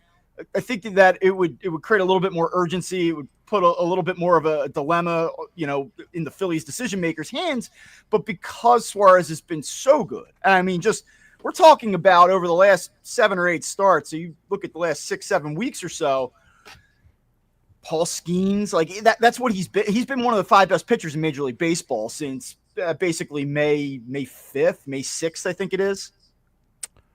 Skeens, yeah, I mean, I was going to say, we were talking about him earlier. I was trying to think of his numbers. His numbers are like 0.88 whip. I mean, he's been outrageous. Yeah, now he's obviously on a different planet, but I mean, Ranger Suarez last 8 starts, 53 2/3, 39 hits allowed, 7 earned runs. It's a 1.18 ERA and a sub-1 whip. I mean, that's pretty damn good. Very good. That's why this is starting to get a little interesting here because he seemingly is the guy you got to put in the bullpen or he's the guy you got to trade. But now you're starting to say, is he the guy that pitches the second game of a playoff series? Yeah, I just don't see how you can trade him, even with the surplus of starting pitching. If you're, I get it that you can only run so many starters out there in October, and like you saw that the Phillies had a starting pitching advantage last season against the Mets, and it didn't work out. But just because it didn't work out last October doesn't mean it's not going to work out this October. And I just don't know if you're a team that's in contention looking for a top of the rotation rental starter, are you in a position to give the Phillies back something that they need, which is a big bat or a lights out reliever? Like that fit probably doesn't exist. So what are you trading Ranger Suarez for? Unless you want to go prospects and load up that way, but I don't see that. Yeah, so, I mean, then if Dave Dombrowski's looking right now, he obviously says my starting rotation's fine. I don't have to do anything there. I got to find a way to do the bullpen. Does he just focus on this bullpen and roll the dice with this lineup again? I think that at bare minimum, they would go out unless a guy like Otto Kemp just lights the world on fire in a platoon situation with a Max Kepler in left field. And they feel like Kemp can play left field at an adequate level, which I think is a big if. That the jury is certainly out on that. And is he productive enough to kind of work in a platoon situation with Max Kepler? That's one part of it. But I think at the bare minimum, they would go out and try to get a guy that can hit from the right side and at least give you that platoon type of setup. But platoon, not an everyday everything, just a platoon guy.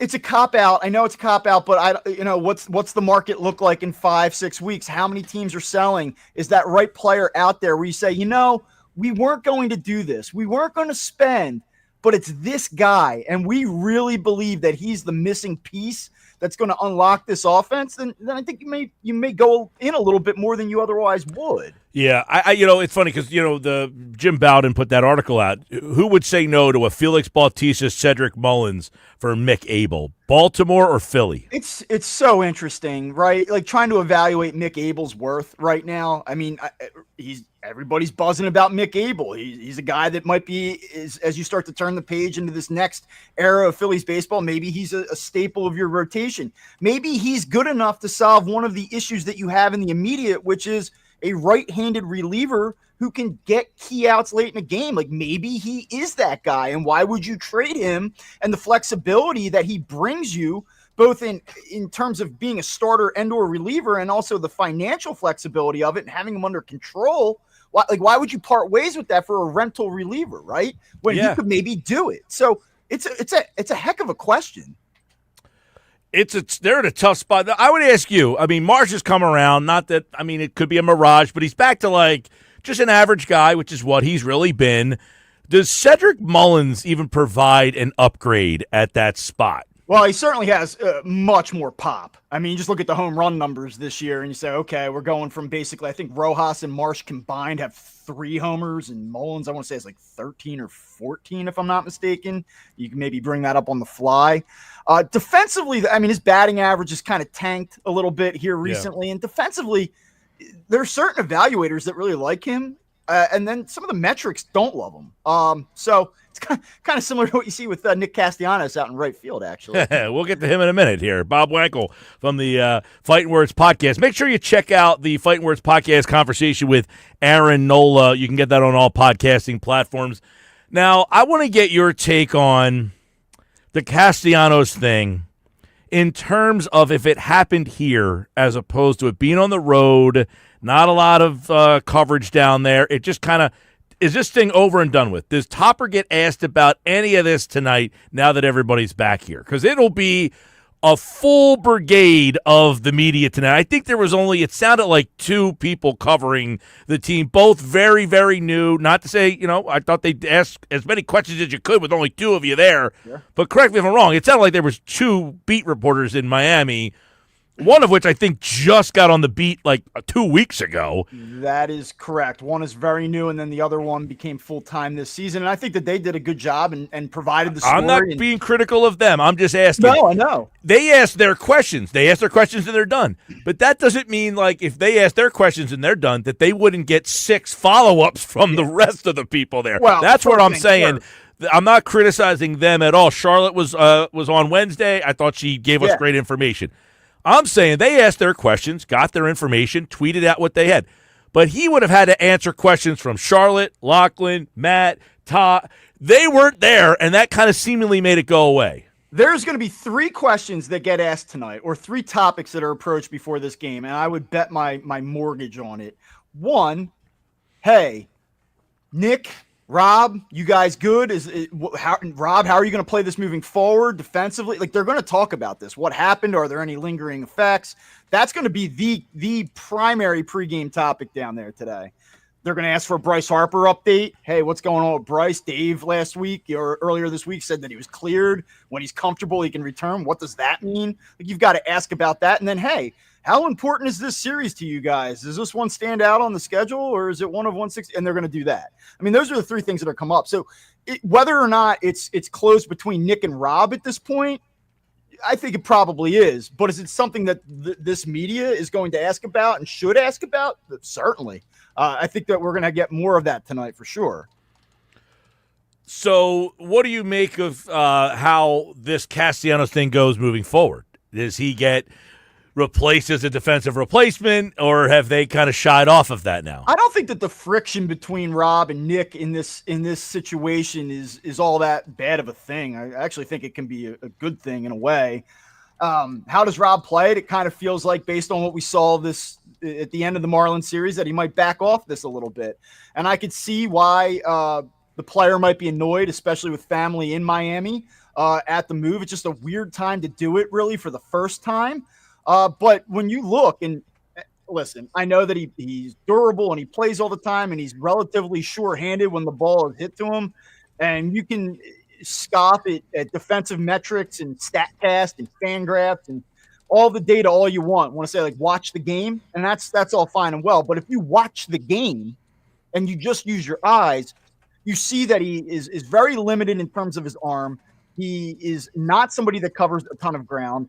And there is a reason that those metrics almost across the board evaluate him as one of the 2 worst right fielders in baseball and one of the worst overall defensive outfielders in baseball. And by the way, Mike, like, he's on pace for 15 homers this year and 35 walks. He's got a 740 OPS. Yeah. Like, this isn't a guy that's giving you premium offense. And so the only thing that I will say is, like, while I understand why he was annoyed, like, who are you to be that annoyed?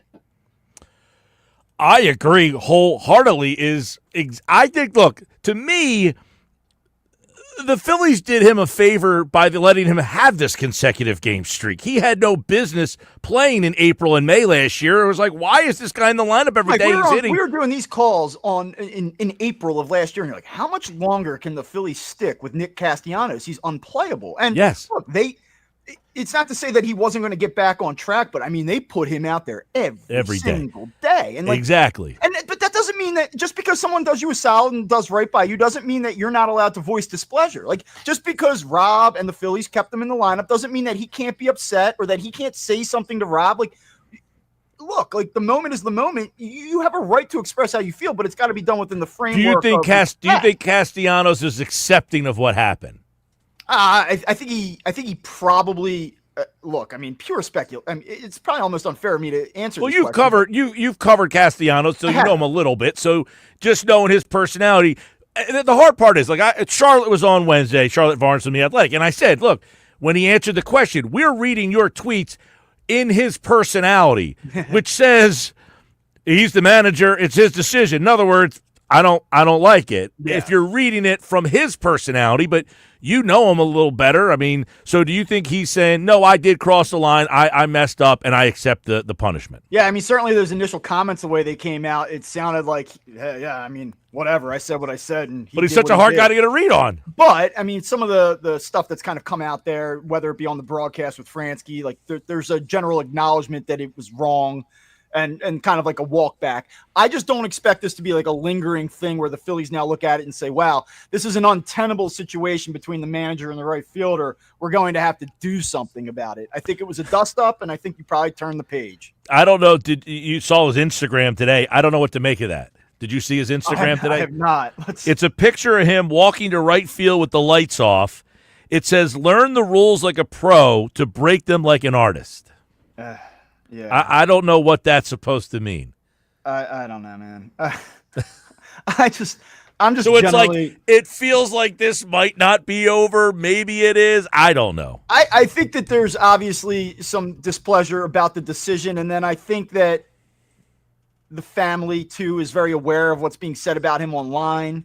I know his brother had tweeted the other night. His mom had tweeted something and deleted it. His wife had Who tweeted. is Jess? Is that his wife or his mother? That's his wife. Okay. Michelle is his mother. And so they're all very active online. And the reason why I mention that is because obviously they're supporting a family member, a son, a brother, a husband. I get that. But there's an awareness, if not sensitivity, an awareness of how he's being perceived right now. And does Kyle Schwarber get all hurt when he gets replaced defensively? I don't think so. No, I don't think so. All right, we'll see where this goes tonight. Bob Wankel, the Fighting Words podcast, and of course Crossing Broad. You can check him out on a Mike and Bob Friday baseball chat right here on the Sports Bash Live on 97.3 ESPN. See you, man. Talk soon, Mike. All right, Bob, of course, you can check out the podcast Fighting Words with Anthony Sanfilippo on all podcasting platforms. We're getting you ready for the Mets and Phillies tonight. Saturday and Sunday, you can listen to the game on 97.3 ESPN. Phillies Mets Saturday 6:30, Sunday night baseball on 97.3 ESPN.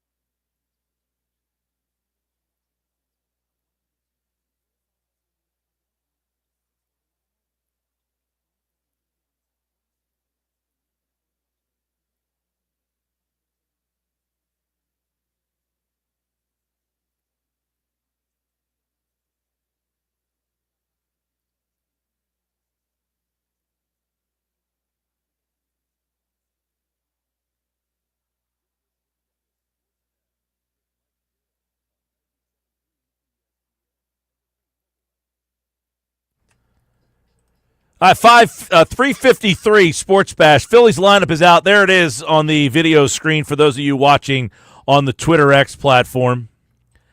The lineup tonight, it goes like this. Turner, Schwarber, Bohm, Castellanos, Kepler, Real Muto, Stott, Kemp, Marsh. Wheeler gets the call tonight. No Harper, of course. I don't know what the update on Harper is. As Bob Wankel said, maybe that will be a question that gets. He said there's 3 questions that will be asked tonight, or he'd bet his mortgage. One will be about Castellanos. One will be about Harper. What was the third one? You remember? I think the third one's about the bullpen. Don't remember. I don't remember what the third one was, but it was definitely the first 2 there. I don't know if it was the bullpen. But Turner, Schwarber, Bohm, Castellanos, Kepler, Marsh, Stott, Kemp, Marsh. By the way, Bohm is at third, Kemp is at first, and everything's pretty clear. By the way, you got Turner, Schwarber, Bohm, Castellanos. If Harper is to return soon, it'll be interesting to see where they place him. Will they keep Turner, Schwarber, and go Harper in the 3-hole and keep Schwarber in the 2-hole? That gets him higher in the lineup with Turner getting on base as much as he's been getting on base. Do you want Schwarber, the left-handed hitter, behind Turner? That could be another thing that we really have. The Phillies have so many interesting questions as we get ready for the next half of this season. 75 games in. Who feels better, Phillies or Mets? At Mike Gill Show. Vote right now. Votes are coming in, Josh. Who do you think the fans think is feeling better right now? I mean, I would assume it'd be the Phillies. 70-30 is the results so far. Philly fans feeling better about the Phillies, sure. 70% think the Phillies feel better about their record. 30% feel the Mets feel better about their record. Identical 45 and 30 marks.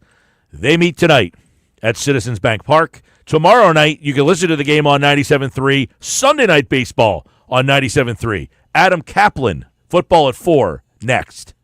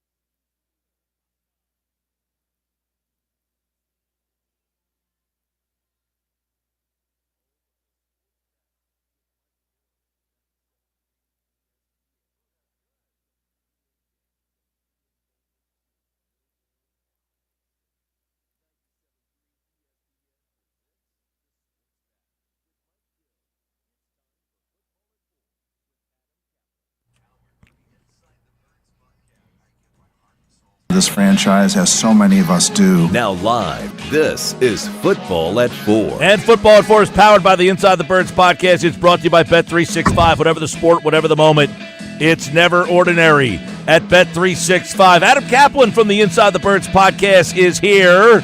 Every Friday we give it to you with Adam. Of course, the guys at 4 o'clock, we're going to be getting 1 month to Eagles training camp on Sunday. 1 month to Eagles training camp this Sunday. Think about that, Adam Kaplan, as we get ready for the start of Eagles season here in 1 month, man. The countdown. This is the final Football at 4 outside a month of Eagles training camp. We get to see Adam on the stream, everybody. What's happening? Right. That's right, man. Yeah, that's right. So, yeah, we're about just over 4 weeks. And remember, they don't practice immediately. In fact, what happens is they report, then the first day of practice is super light. In fact, they have the acclimation period, the 5-day acclimation period. It's not like that. It wasn't like that when I first started covering the league. In fact, what I used to love, Mike, is the first day of practice was almost certainly in pads, and there was some hitting. Like they can't do that anymore because the changes. 2-a-days. Yeah, exactly. In CBA, right. So you couldn't hit the first day like they used to.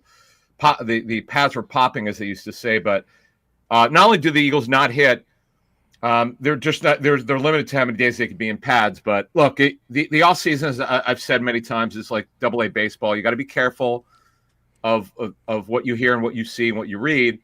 It's more for the coaches to see where the players are mentally, and then the physical part comes in training camp, and particularly for the young players in the preseason. All right, Adam. Today we're going to take a look at an interesting conversation, Football at 4. We're going to detail the Eagles' situational roles. Which, we were just talking in the last hour about football, baseball analytics situation in baseball. Football, not much different here. Some of the situational roles, and the Eagles, it almost seems like they're going to have a lot of platoon situations here. Let's kind of break them down. Let's start with the running back spot. Are we going to see as heavy Saquon Barkley, or will somebody else, Will Shipley or somebody else, have a situational role on this team, a bigger one than last year? Yes. Okay. So they're a running team. That will not change with Saquon Barkley being on the roster. That's just something that they did. They made a decision last year when they signed Barkley. The offense would go through him, not through Hurts anymore. And it worked. I mean, it really worked, and that'll stay. Now, the question is, situationally, what are they going to do? Are they going to keep Barkley in on third downs? Because Kenny Gainwell, who was their main third down back, and by the way, their hurry-up back, which means 2-minute, 4-minute, sometimes goal line. Is that going to change at all? Like, what he's not here anymore. Like, who's that going to go to? Is it going to go all to Barkley? Our feeling here is that it'll either be Barkley or Will Shipley. A.J. Dillon, who, by the way, it was signed really to be the main backup, particularly if Barkley would get hurt. But Shipley could actually, in normal situations, actually play more. Now, going to your point, will they give Barkley in the first half a series off, half a series off? What will happen, Mike, if they're up by 17 points with 10 minutes left in the fourth quarter? Will they pull Barkley out and put A.J. Dillon in? You would think they would, but we have to get there yet. They have a general idea. They always know a general idea of what they want to do, but they tweak it depending on what they see in training camp. So our feeling here on the third down back is, depends on the yardage, depends what the score is, but more often than not, they're going to split it between Barkley and Shipley. Now, I say that, Shipley's got to show he can block. We're not going to know that until they get through training camp. How well does he pick up and sort? It's called sorting. This is what running back coaches call sorting. Where's the pressure coming from? They got a pre-snap sorting is what it's called. Barkley was not good at this with the Giants, we were told. He's gotten better at it. He's still not quite good enough. He's still working through it. So this is a big change, Mike, on third down as we get through the running back position. Not having Gainwell anymore, that's a big deal. Yeah, think about Gainwell not being here. All right, 11 personnel, 1 running back, 1 tight end, 3 wide receivers. Who's that third wide receiver? Yeah, it's going to be Jahan Dotson. That's certainly that's a lock. Like there are not a lot of locks here, because when you go to tight end, boy, there's a lot that could be different. But it's going to be Jahan Dotson. Then the question is, who's the fourth receiver? Not that they play a lot of 10 personnel, very little. But who will be who like if let's put it this way, if A.J. Brown or Smith couldn't play, we know Dotson would start. Well, who's the next guy in the rotation? They don't know that yet. That's something, Mike, that they'll get through in training camp. They'll figure that out, whether it's going to be Johnny Wilson, Terrace Marshall, Danny Gray, who we like, Avery Williams. Anaya Smith is only an inside receiver, so that wouldn't affect anything. But the fourth receiver they'll have to figure out. Again, that the fourth receiver will not figure at all unless somebody gets hurt. All right, Adam Kaplan, Football at 4 from the Inside the Birds podcast. Let's go to 12 personnel, which brings in 2 wideouts, 2 tight ends. We know the 2 wideouts are, but Dallas Goedert, for a while, we weren't even sure if he was going to be here. He's now here, but now who's he partnered up with? Yeah, so in 12, now there are differences in 12. You could have 12 with Goddard and somebody else, which is either going to be Harrison Bryant or Grant Calcaterra, most likely. Or because what happens is you either want to have Goddard as the Y tight end or the move tight end, which is their F position. The Harrison, I'm told, could play F. He could play the Y. And then you've got Grant Calcaterra, who's an F tight end, or Kylan Granson, who's an F tight end. Neither are really what you call inline tight ends, though they can do it if you ask them to do it, but that's not really what they do. So there's a big variance here. My money will be on Harrison Bryant to beat out Calcaterra. I know Calcaterra has the advantage because he's been here. He'll enter training camp as the 2. That doesn't mean he'll end training camp in the preseason as the 2. Bryant on a 1-year deal. Calcaterra's contract expires after the season, and Granson on a 1-year deal. So that's a battle, Mike. That's absolutely a battle. And then the other battle will be who's going to be the main tight end if Goddard got hurt. Who's the backup? They don't know that yet. They'll figure that out by the end of training camp. All right, Adam, let's look at the offensive line situational roles. You know, you've got that swing tackle, that backup guard, and, of course, the backup center. And all of these spots, you know, Mailata missed time last year. Johnson seems to miss a game here and there. The 2 guards, Landon Dickerson, he had some injury issues. You don't even know who's going to start at right guard. And Jurgens is coming off an injury. Yeah, the situational roles, well, Kendall Lamb, and barring something highly unforeseen, will be their backup right tackle and left tackle. The backup center job is either going to go to Brett Toth or Drew Kendall. They would love it to be Drew Kendall, but he's got to win it. This is probably his more natural position. Heard from a scout that had his area, East Coast scout for Boston because of Boston College. He said that Kendall, he just doesn't see him as a guard. He can play it, but he's really a center. But he's got to win the job. And then Matt Pryor. Now, the question will be there is, okay, let's just assume Steen's the right guard. He's the clear favorite. Then the question is, who's the first guard off the bench? Is it Kenyon Green, who got cross-trained at right and left guard? Matt Pryor's played both in his career. What will they do? My money will be on Matt Pryor, to be honest with you, because Stout knows him. He's back for his second tour of duty. He could play right or left tackle, but it's funny, when he was drafted, no one saw him as a guard. Stout did. And honestly, that talking to some teams that had him over the years, he kind of is not a bad backup lineman. I know he's much maligned here on the first time around. I get that. But he wound up making a decent amount of money, Mike, and he's on the back 9 of his career. But this is not a bad signing of the 11 deals that were signed that were 1-year deals. Yeah, I think he gets lost in the sauce a little bit. He's a guy who started a lot of games out there for the Indianapolis Colts. So he's been a guy who has plenty of starting, 39 games of starting experience for him in Chicago as well. Last year he started 15 games. So, yeah, I think people forget Pryor because he kind of gets lost in the sauce. All right, let's go to defense and get some of the roles that we're looking at here. We know Jalen Carter. We know Jordan Davis. We know Moro Ojomo is another guy that everybody seems to be talking about. Who aren't we talking about? Yeah, the top backup tackle. Now those 3. Now Carter will play the most snaps, no question, on their defensive line. Remember, they don't play with a true edges with their hands down in the dirt, unless it's third down. They'll do some wide 9, not a lot. The question is, okay, we know Ojomo, Davis, and Carter are the guys who play the most. Who's that first guy? Who's the first guy off the bench? Well, it's either going to be Ty Robinson or Thomas Booker. Booker could play multiple positions. Booker could play some nose. Ty Robinson is not a nose tackle. If it's Carter or Ojomo who can't play for some reason, it's either going to be Ty Robinson or Thomas Booker. My money's going to be on Ty Robinson. I really do. He's got more upside, Mike. I think he's more talented. And that's a guy I know they were really excited about getting. And I'm going to go with Ty Robinson there. All right, Adam Kaplan, let's go to one of the other spots on the defense here that has 2 new faces and we don't know what their situations or what kind of roles they might have, but we're assuming that Azeez Ojulari and Josh Uche are going to have some roles. What might they be? All right. Well, here the way it ended camp is Azeez Ojulari was the first edge. He was their sub-package rusher. He's the guy who would fill in if Nolan Smith couldn't play or Hunt.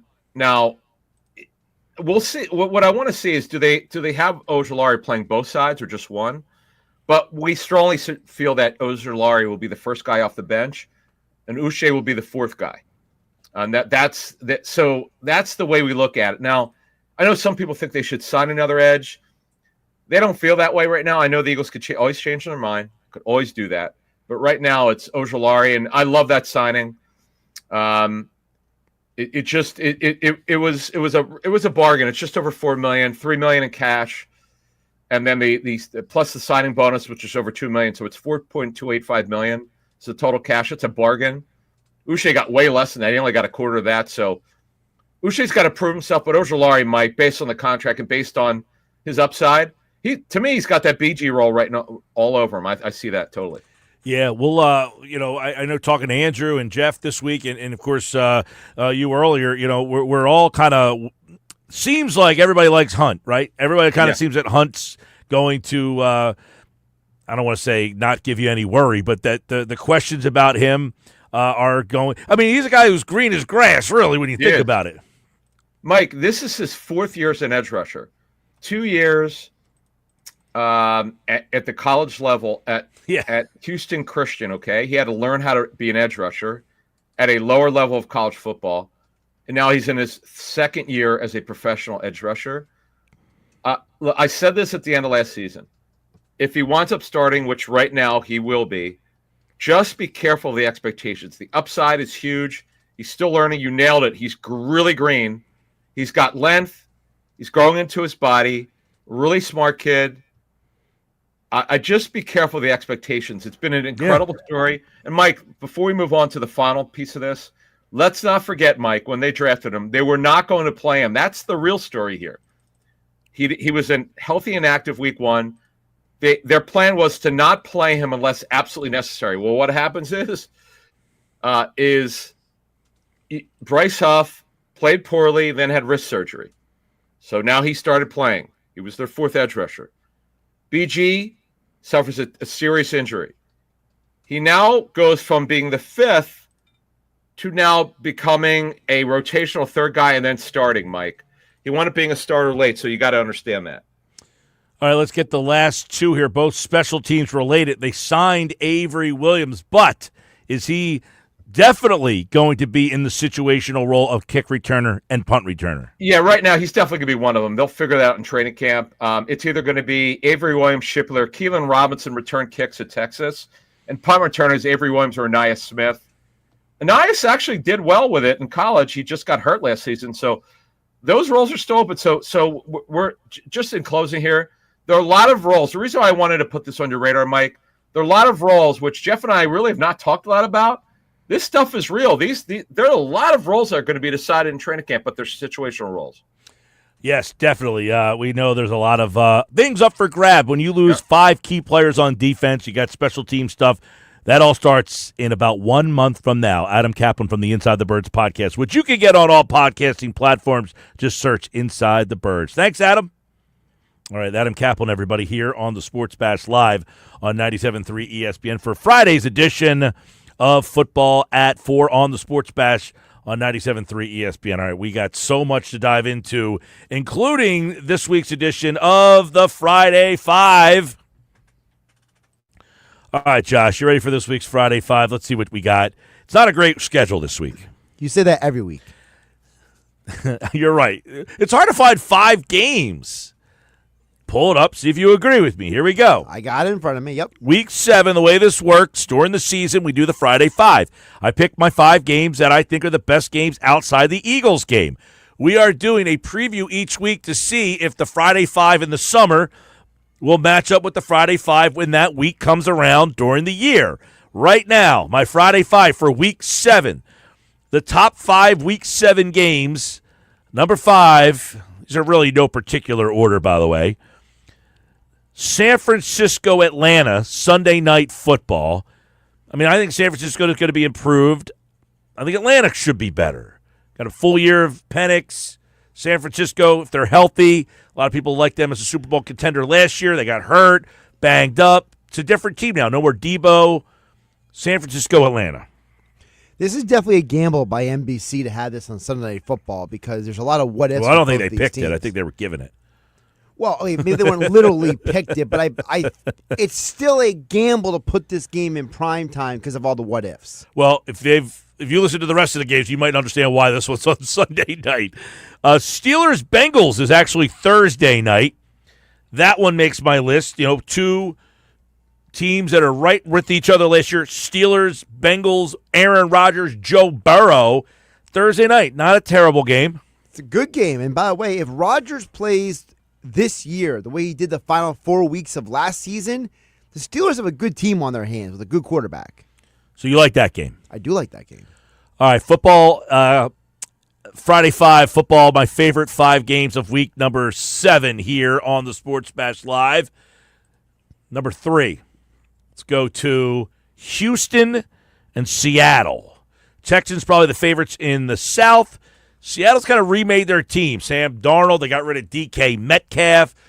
Different team in Seattle, but should be a fringy playoff type against Houston. That's one of 2 Monday Night Football games. That's the late Monday Night Football doubleheader game. So for those who are wondering, that's a 10 o'clock kickoff. So get your caffeine ready.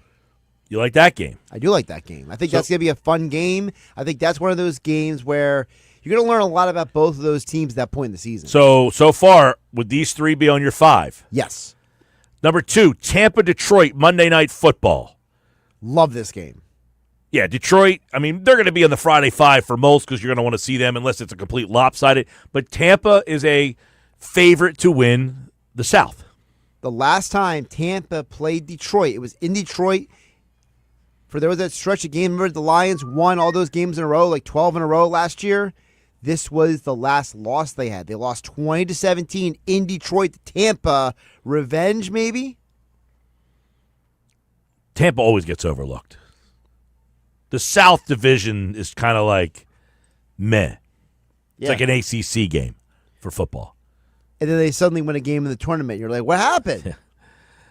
Number 1, Washington, Dallas. Old school NFC East. Yeah. That'll be my number 1 game in the Friday 5 for week number 7.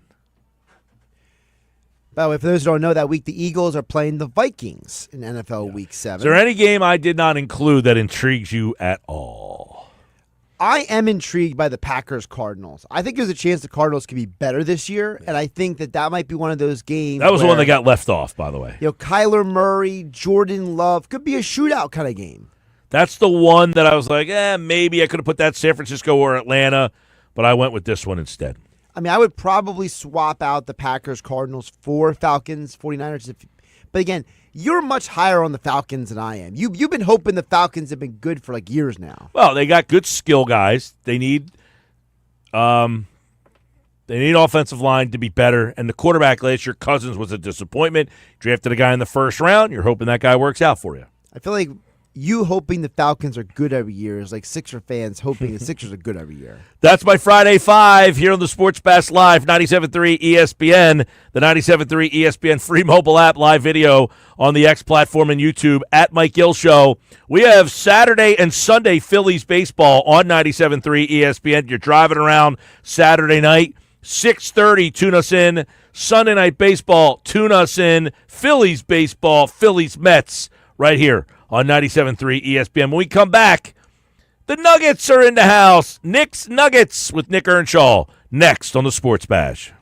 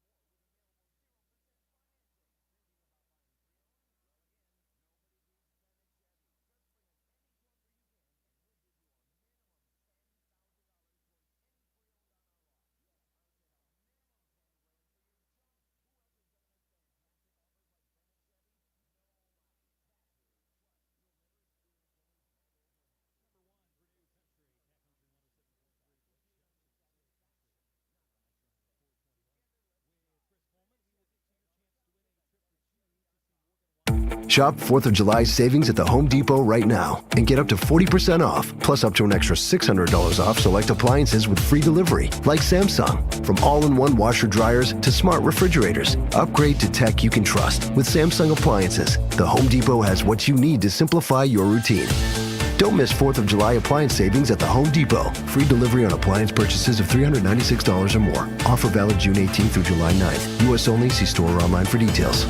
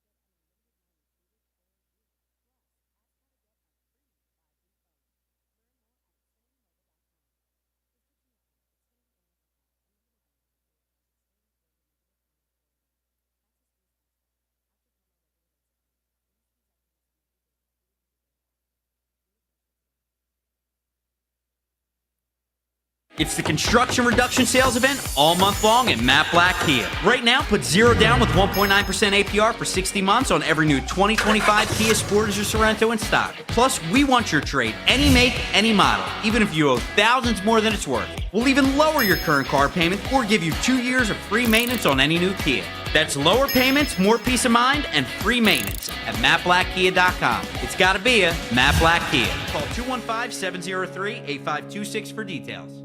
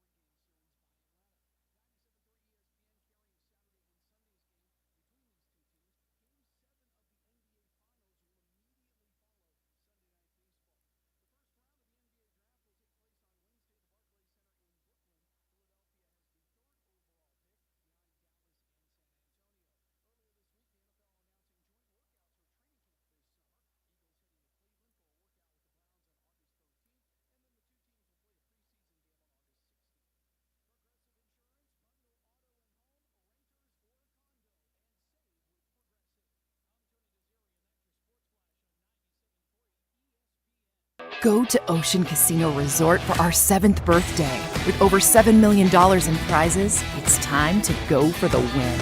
Make Ocean Casino Resort the cherry on top to your summer. Book today at theoceanac.com. Must be 21 or older. Gambling problem? Call 1-800-GAMBLER.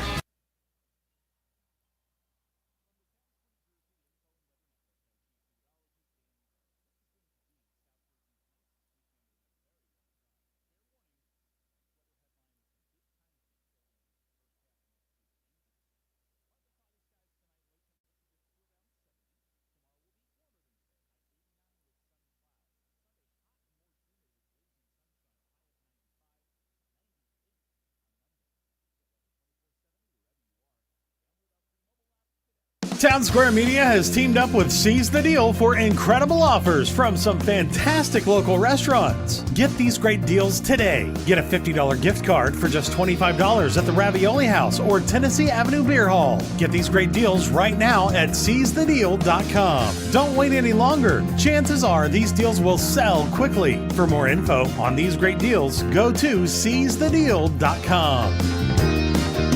SeizeTheDeal.com.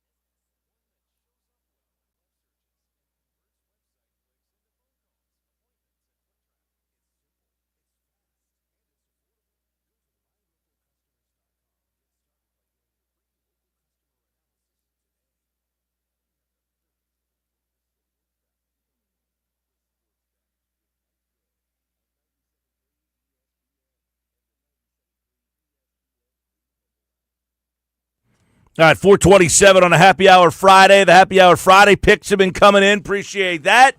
As always, we got you till 6 o'clock tonight here on a Happy Hour Friday Sports Bash.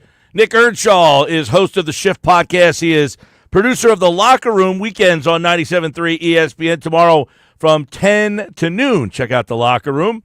Nick Earnshaw and the crew. Billy Schweim, of course, hosting the show. And you out there. We've got a busy Saturday for you. Locker Room followed by the debut of Hanging with Henning, Josh Henning from 12 to 3. Next Friday, Earnshaw and I are going to be on the road. It will be a live Earnshaw edition of the Nuggets. We're going to be at Ventnor Social on Friday in Ventnor. The new Ventnor Social spot will be there. And then on Thursday, by the way, I'm going to be at Tuckahoe Inn with the Lombardi replica. You can get your picture taken with the Eagles Super Bowl replica trophy. Stop out and see us on one of the 2 days. But it's time for today's edition of Nick's Nuggets. They're brought to you by the Hub Gear that works as hard as you do. What's up, Earnshaw?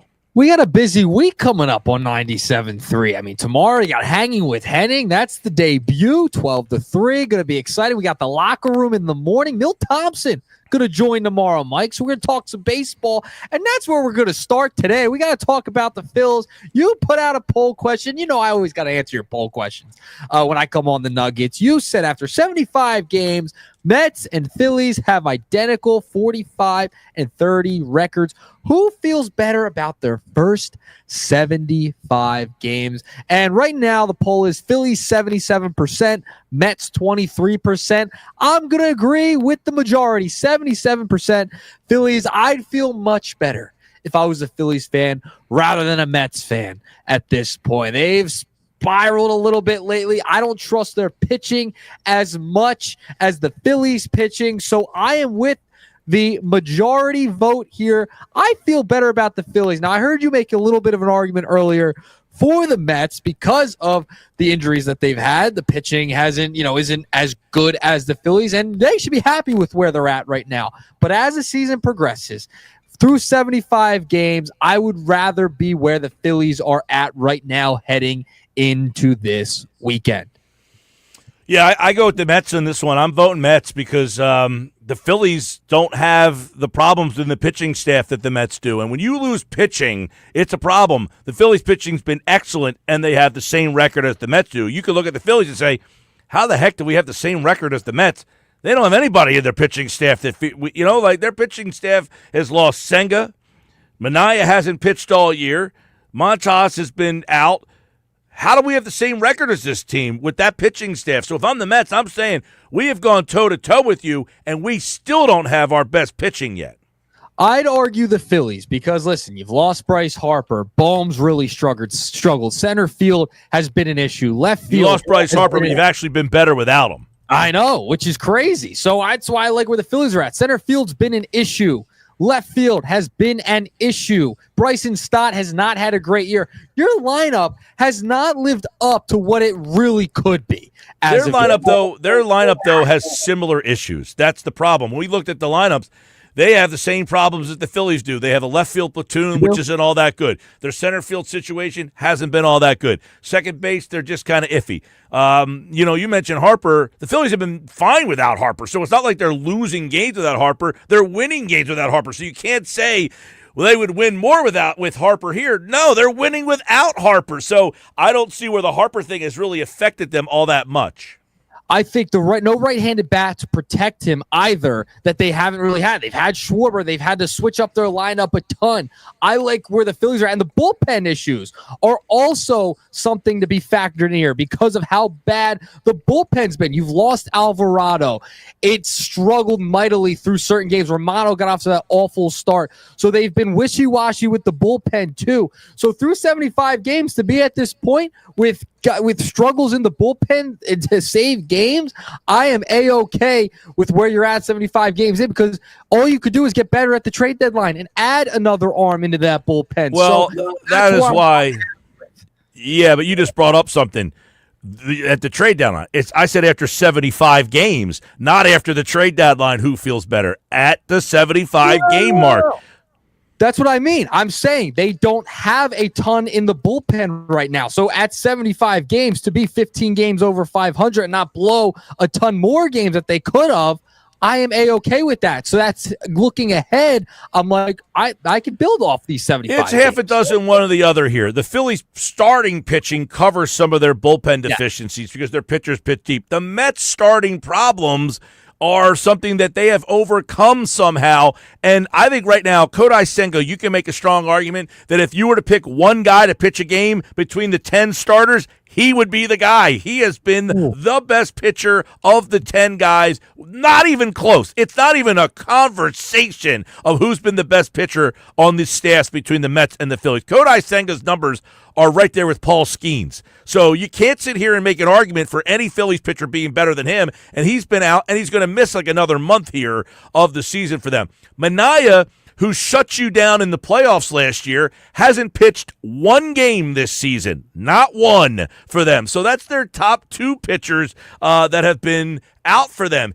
And they're 15 games over 500. There's no way, if you're the Mets, you feel like you should be toe-to-toe with the Phillies, who have 5 starters who go out there every single night and can make an argument that could be pitching in the All-Star game. The Mets just do not have that, and yet they are there with you toe-to-toe. If I'm a Mets fan, I feel much better about where I am after 75 games than where I am as a Phillies fan. Well, if I'm the Mets, I would want to. You better be with the lineup that they've paid for. Pete Alonso coming back. You go pay Juan Soto, Francisco Lindor. I mean, with that lineup, you should be right there with the Philadelphia Phillies through 75 games. So they have the same. Don't talk about paying.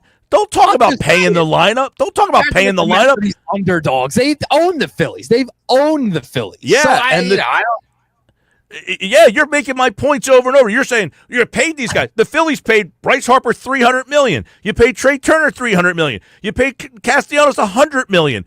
Don't talk about paying the lineup. They're paying the lineup to catch up to the Phillies. But the Phillies have done something the Mets haven't done. They've also paid their pitchers. The Phillies have Zach Wheeler, Aaron Nola. They all got paid big money. And yet the Mets are still toe-to-toe with you. This isn't even a close one for me. If I'm the Mets, I feel way better about being where I am after 75 games. The Phillies are where they are. This is what we expected. No better, no worse. They're 15 games over 500. But yeah, we expected the Mets to be here too. I understand they've had some injuries in the pitching staff. We expect the Mets beat the Phillies in the postseason last year. So this is a good argument because both teams are kind of where you expected them. Can we agree on that? I think that we expected the Mets to be here because they signed Soto. That was the signing that said, whoa, he hasn't even been all that great this year. He's been okay. So I think when you look at Soto hasn't been what you thought he was going to be, coupled with your pitching, their pitching has been crippled by injuries. So, yeah, we expected them to kind of be here, but they have suffered injuries that the Phillies haven't had to go through. Can you imagine if the Phillies lost Wheeler for as long as they're going to lose Senga? Could you? I mean, they lost Nola. They lost one of their top pitchers too. So that they have pitching depth. Come on, Nola was 1-6. That's an asinine argument.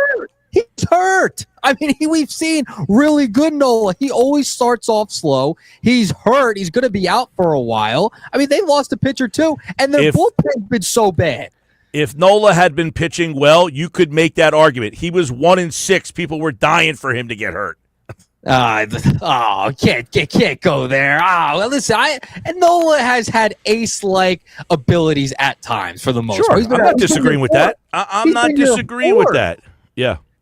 But listen, these are two evenly matched teams, and this is why this series is so important heading into this weekend. I mean, you're tied for the division right now. Mets have been on a down spiral a little bit, going back and forth with a few people on Twitter, which is pretty funny with the Mets. But this is a massive series just early on in the season. The first half, biggest one of the year. You need these games against the division because it'll help you down the line in September when it comes into those, tiebreakers, wherever you're at, games back against the Mets later on in the year. So this I'm looking forward to this series because it's going to be fun. Listen, yeah, it's awesome. Phillies Mets. The fact that the Phillies started the week 3.5 games back, they ended the week now tied Same exact record, 75 games into the season. They only play one more time. Actually, they play two more times. They have a 3-game set in August, a 4-game set in September, and then that's it for these two teams. But I think it's a big game tonight for the Phillies, and for this reason. You have Zach Wheeler. They've got a nobody. And this is exactly my conversation. The Phillies have their best. They have their guy. And the Mets are going with, they had to call up some kid to pitch a game at Citizens Bank Park in the middle of a big series, and they have to throw Blake Tidwell. And you're telling me the Mets don't feel better about being at the same exact record as you when this is the best they can find to pitch a game on Friday night at Citizens Bank Park? Blake Tidwell's pitching tonight. So if you can't beat the Mets when you have Wheeler and they've got Tidwell after they swept you the first time, beat you in the playoffs, that would be a pretty bad voodoo mind trick for the Phillies to figure out. How do we beat this team when we had Wheeler and they had not Rod Tidwell, Blake Tidwell? Listen, the Phillies have the better starting pitching, which makes me confident heading into October. But they have struggled behind in games when they have no bullpen. The bullpen has struggled. They lost Alvarado. That's massive. I'd prefer to have the Mets over the Phillies at this point. And then the lineup, the Phillies lineup for a while, we were complaining like there was no tomorrow. Guys were not hitting. The lineup has not lived up to the expectation that we thought. So that's why I would go Phillies. But overall, Phillies, Mets tonight, you better beat the Mets tonight with Tidwell on the mound. There's no reason. He's 0-1. He's got an ERA over 14 because of his last start. I mean, come on. So you better his only win. start. By the way, that's the only start he has made. Came up from the minor leagues. So I preface you with this. Do we love that it's on Apple TV tonight? I mean, are we going to be able to find the game? Are people going to be able to watch this game tonight, Mike? I got a little problem with the Apple TV because we're supposed to go out for a couple IPAs tonight, and now I don't know if the place we're going to go will have the game on. You know, I had the same thing. I was thinking about going out tonight, enjoying the game, getting my spot. I hope they have Apple TV. I am hoping, praying that the place I go to. This is what we need from the people out there.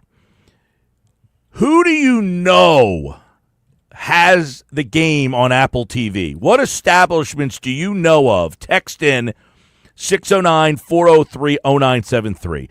Because we know if the Phillies game's on, people have it on. But who knows if the game is on Apple TV that this establishment will have it? If you know a place that will have the game, let us know. Because we were going to go somewhere tonight, and then my buddy said, they probably won't have the Phillies game on because it's on Apple TV, and that changed the whole dynamics of this evening now. Josh, what are you throwing in? Josh is chomping at the bit to add something over there. I got to slide in here because I think the reference that Mike Gill just made went over Nuggets' head. What was Rod that? Tidwell. What was that? Rod Tidwell. What about Rod Tidwell? I mean, that's from Jerry Who Maguire. is Rod Tidwell? Jerry Maguire. Okay. Come on. I just watched it the other day. You kidding me? I'm just making sure. Because it was a great pull, Mike Gill there, and you had no response. You were just plowing along with your point over there. Yeah, because I needed to make my point. I got the Rod Tidwell. It's Jerry Maguire. Come on. I know I'm young. I am culture when it comes to sports movies. I love sports movies. It's one of my favorite movies I just watched the other night. I got to agree with Josh here, though. I go Rod Tidwell, and you no-sold it. What was I supposed to respond to? I couldn't think of a Jerry Maguire reference. Is that a bad job by me? Could have just said good pull, something to that effect. You could have just said Jerry Maguire, then kept going on. Hey, good Jerry Maguire reference there, and then just kept something to know that you acknowledged that you heard the pull. See, it's being the young guy in this conversation. I have to acknowledge the old stuff, don't I? I have to acknowledge it. That's like so. I get trounced. I get trounced by it. This is the like. I'm in a text group. It's a weird age bracket of the text group here. I am 48, so I'm in the middle. Yeah. The one guy is probably near 60, and the other guy is like in his early 20s. And you would say, well, this is a weird dynamic of this text group here. And I always say, listen, if I send out the text, just give me some sort of acknowledgement that you got it. Like, don't just no sell it and just no response whatsoever. Just, I got it, okay, something. Right? That is the rules of engagement for the text chain. If it's a text chain that's not your buddies busting stones, it's more like, hey, I'm asking a question. I'm saying I'm going to be here at this time. Is everybody available? Yada, yada, yada. Please acknowledge.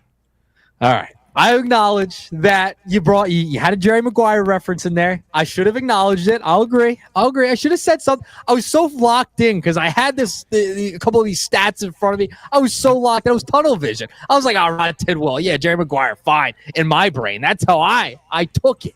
But yeah, it's funny. I just watched Jerry Maguire the other day. It might have been like 2 weeks ago. Put that one on. I was like looking for a movie. I mean, that's a classic. Is that a top fiver for you? For me, top yes. 5 sports or top fiver? Top sports. We'll go sports in this case. Say, because, by the way, today is the 50th anniversary of Jaws. No. That would be a top fiver. Yeah. Jaws solid. Solid. I got scarred as a kid. It's solid. I wouldn't put it in my top 10 movies of all time. It's not even close. So I'm going to call you out on that, too, because the movie that scarred me as a kid was in Jaws. Was Free Willy. I never saw Free Willy.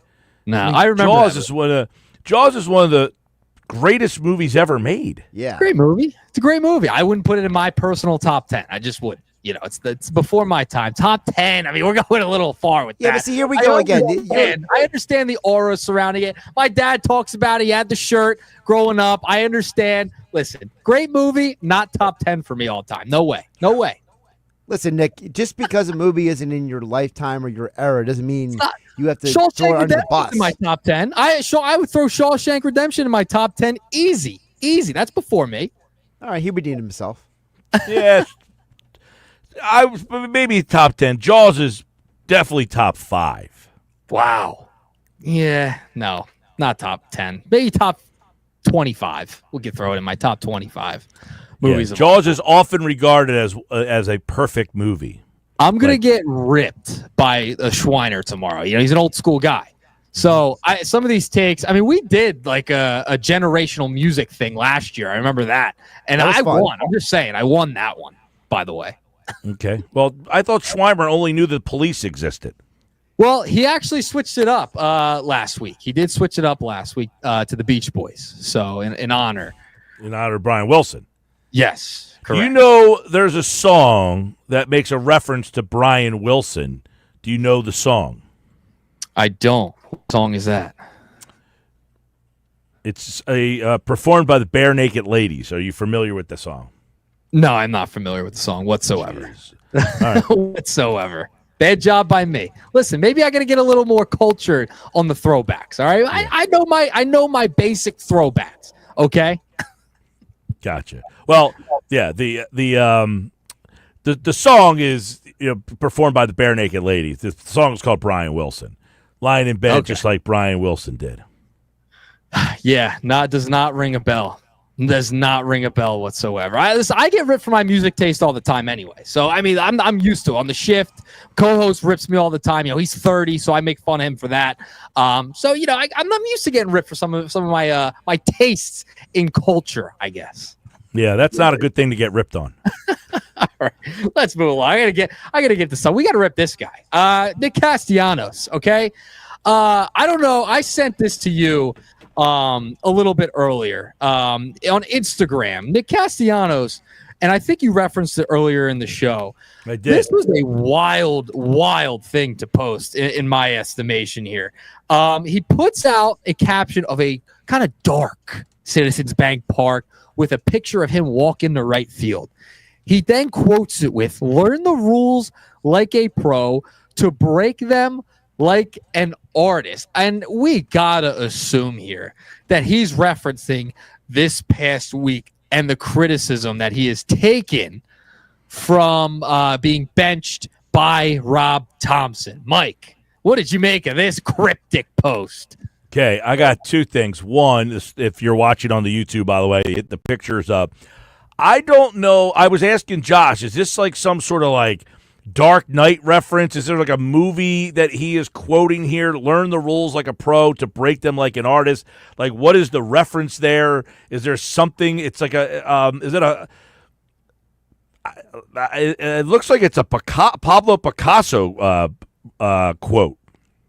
Yeah, I'm stunned by this. And then if you look in the Citizens Bank Park photo, there's the little smiley face. Did you catch that? No. He says, I love the quote. I use it when I'm teaching color classes. I don't know what to make of this. He is such a bizarre guy. Where do you see the smiley face? So if you look above the CP Rankin rooftop, there's like a little smiley face. Oh, I do see that there, yeah. Snuck that in there. So there's a lot of cryptic to this. Do we believe this could be a little precursor to something more down the line, Mike Gill? Listen, anything involving Castellanos would not rule it out. I mean, he is a weird dude. I mean, his answer, I always said, if the Phillies offered to have, hey, Nick Castellanos can come on, I almost would decline. Oh, no. No, I would love to talk to him just to get where he's at. I mean, listen, he gets benched for an inappropriate comment. That is the story that Rob Thompson and the Phillies put out. He acknowledged it. He gets replaced as a defensive replacement, comes back the night after he gets fully benched and makes a great catch. I understand it. Then he has family members online also defending him, which they have every right to do. I would be doing the same thing if I had a family member that was in Major League Baseball getting critiqued for his defense, getting benched essentially for his defense. But now we're going cryptic social media posts, and we're getting all into the weeds here of just a little bit weird and going a little over the top in my estimation. Yeah, I am always out on trying to read the cryptic social media posts. Like, that is not my specialty by any stretch of the imagination. There's a lot, especially a guy like Castellanos, who I think could be effing with people, just likes to needle a little bit and say, hey, I'm going to get you thinking that I'm doing something and I'm really not. Like, he's just a guy that I don't want to get into the mind of. I absolutely love the cryptic social media posts because then I want to go look at their bio. I want to look who they unfollowed, all that. I'm diving deep in because that's just the time period we're in. I want to deep dive on the cryptic stuff, like who don't they like? Who are they beefing with? So I'm in on this stuff. I love it. I don't have enough time. There's people who I guess have blocked you or unfollowed you or anything like that. Blocked you and you didn't ask him while we were down at Radio Row. We got to get to the bottom of that. I know. See, number one, I'm not even sure I know how to block or unfollow somebody. Number two, I don't know that, there could be somebody that used to be friendly with or whatever, and then, for whatever reason, you don't talk to anymore. And then they literally take the time to say, I'm not going to follow you anymore. And I'm like, really? You have time in your day to actually unfollow? That kind of stuff to me is I just don't I don't care enough to unfollow you or follow you or block you or not block you. People haven't figured that out by now. I just don't have a care in the world about that kind of stuff. Well, we're gonna get to the bottom of the McAfee thing at some point. One day we will. I'll do it for you because I know you don't care. You had the chance. You were standing right there. I thought you were gonna do it. You were standing right there. I don't know. All right. But by the way, who you got? Game 7. The finals, OKC, Pacers. Who you got on Sunday before I get out of here? Ah, man, this whole thing has been a surprise. The fact that it's even at Game 7 is crazy. I got to go Oklahoma City at home, though. All right, I'm going OKC as well. Stick with my pick. Don't love the pick, but I'll go OKC. That's the Nuggets. By the way, Schweimer had chimed in. He said he told Nick about Brian Wilson's song. He don't listen. Now, he's got some nerve telling someone they don't listen. Coming from someone who can't comprehend a sentence he heard 30 seconds later, he can't even recite it back to you. Hey, Philly, I just told you this 5 seconds ago. What? No, you didn't. Yeah, I did, Bill. Bad job. Bad job by Schweimer. We'll see you tomorrow at 10 a.m. Yeah. Take it out with him. Yeah. See you, Nick. See ya. All right, there's the Nuggets today. They're brought to you by the Hub. Gear that works as hard as you do. Sports Bash Live. Nuggets will be live on site Friday at Ventnor Social. We will be there. Hey, when we come back, we're going up to Citizens Bank Park. Mike McGarry is there with the Phillies and the Mets with an update on the big series this weekend. That's next. This is the Sports Bash.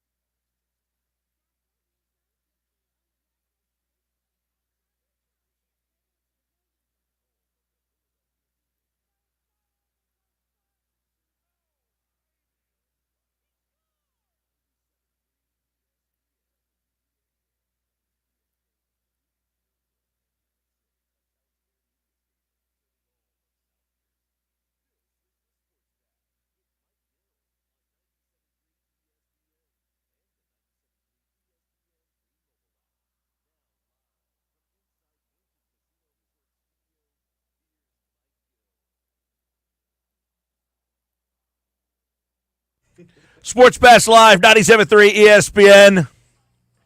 I'm Mike Gill. Final hour of the week, happy hour Friday, everybody, but it's a big one, man.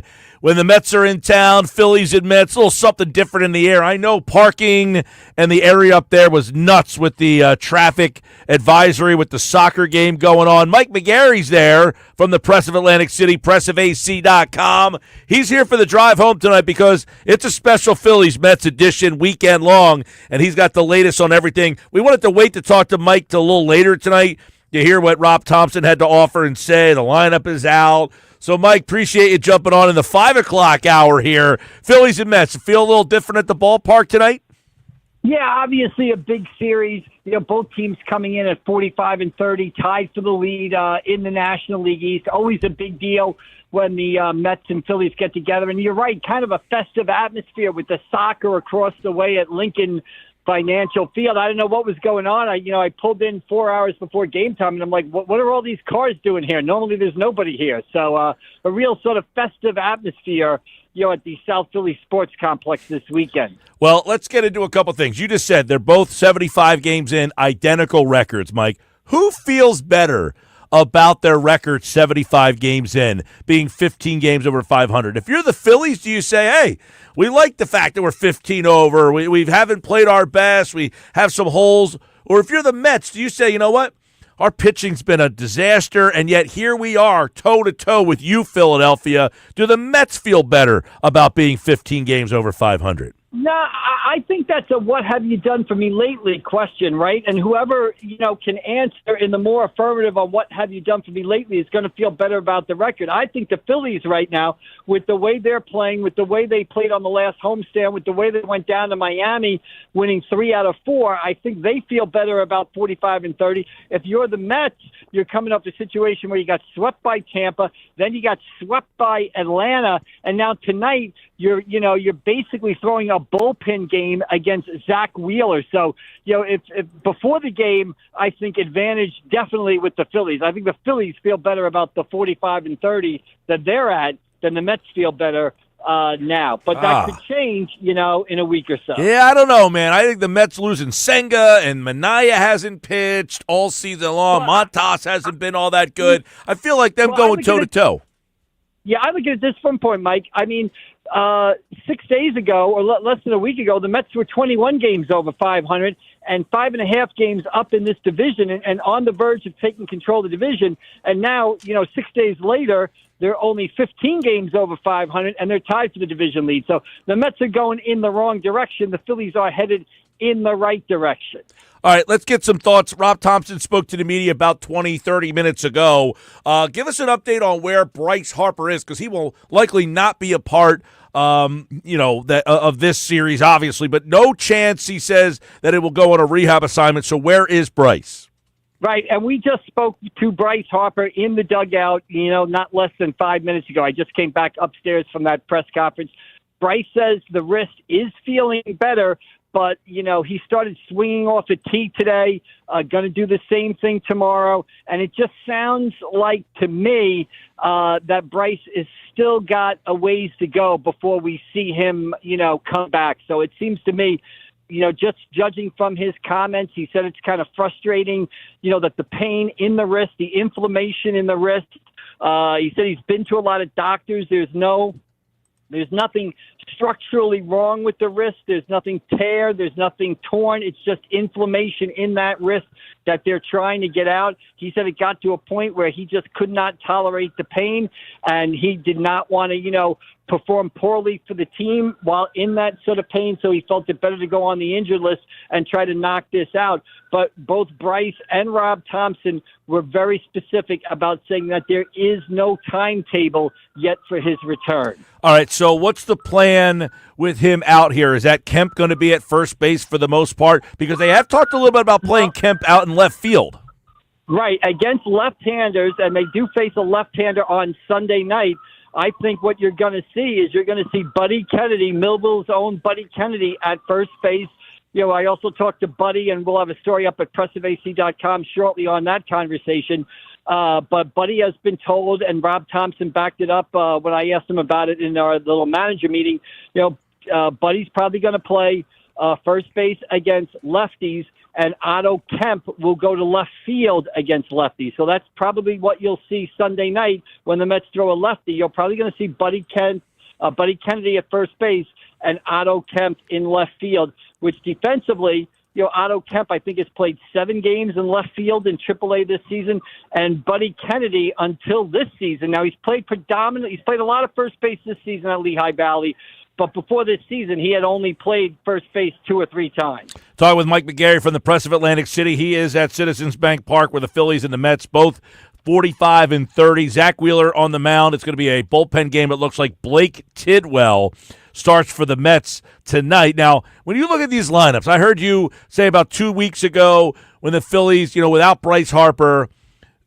this Mets lineup, though, the Mets, they got Soto, they got Alonso, they've got Lindor. After that, is this Mets lineup and this Phillies lineup similar, or do you think the Mets have a better lineup?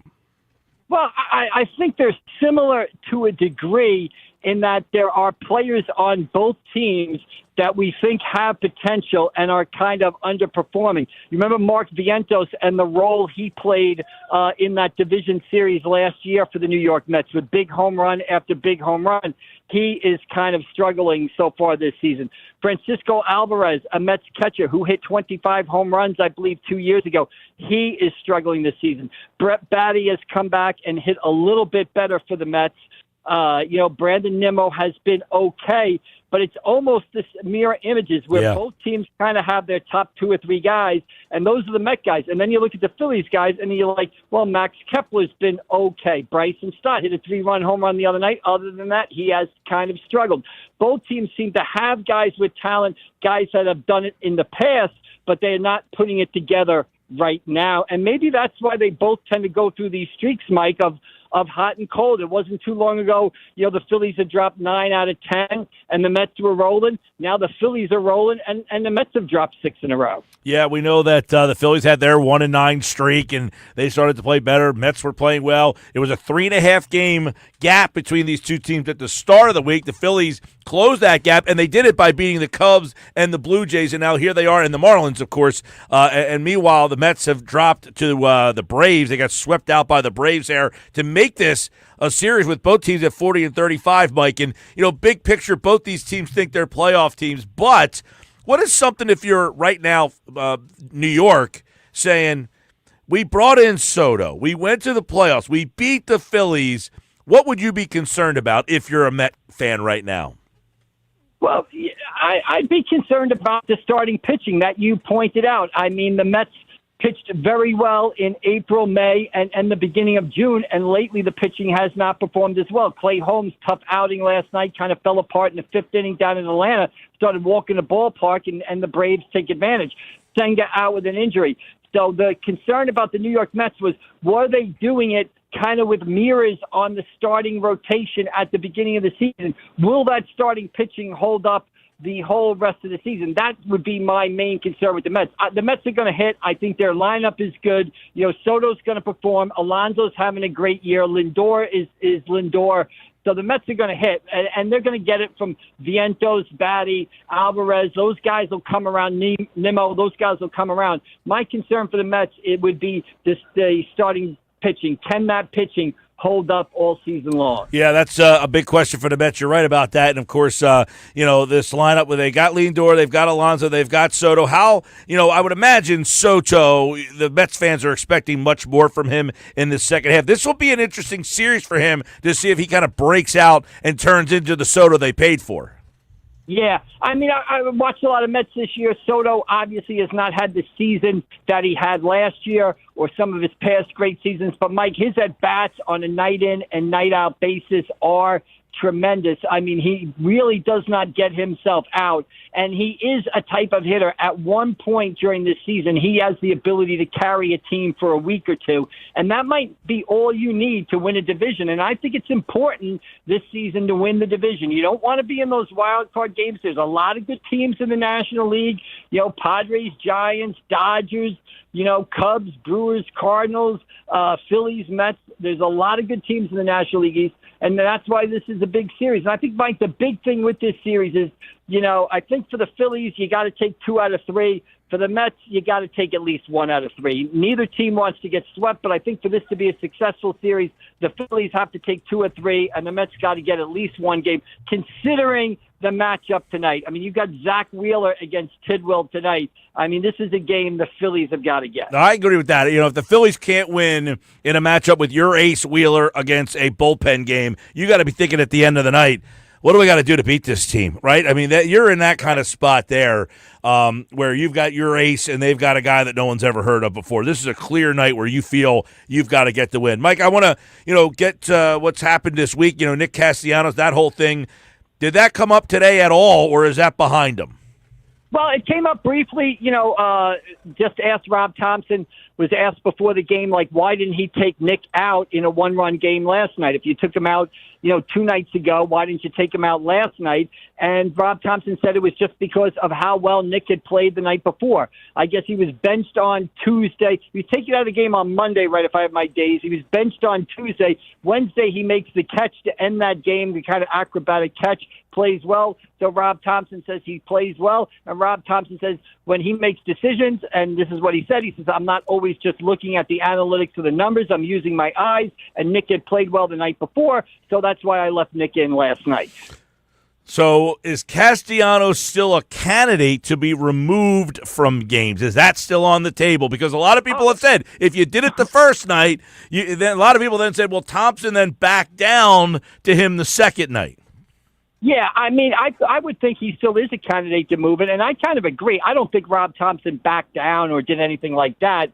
But if you do it on one night, why wouldn't you do it the next night or the night after that? Why wouldn't you do it on a more consistent basis? Now, I understand if you're up a run, you don't want to take his bat out of the lineup in case the game goes to extra innings. I understand that 110%. But if you're up 2 or more runs in the 8th or 9th inning, defensively, you're improving 2 spots, Mike, by taking him out of the game. You're improving center field because you're getting Marsh out of center field and putting him in left field where he's better. You're putting Rojas in center field where he's better than Marsh. And then you're putting Kepler in right field where Castellanos played, and Kepler's a better defensive player than Castellanos. So really, by taking Castellanos out of the game, you are improving all 3 outfield positions. So I don't know why you wouldn't do it on a more consistent basis, but we'll see how Rob Thompson handles it. Yeah, that's going to be something everybody's going to be watching, Mike, especially at home now. I mean, we said you're on the road in Miami. No one's there paying attention,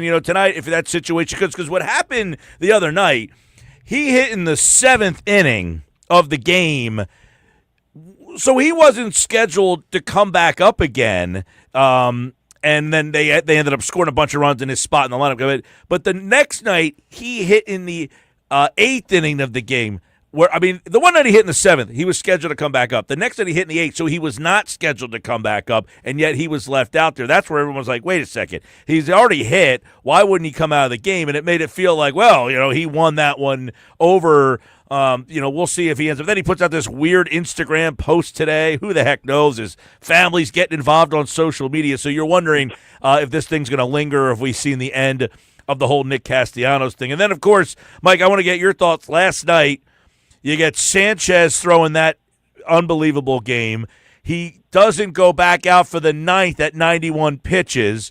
And a lot of people wondered about that situation. But Kerkering goes in and gets the save. I'm wondering, did they just want to see Kerkering in a save situation? They want to get Sanchez out of that game last night?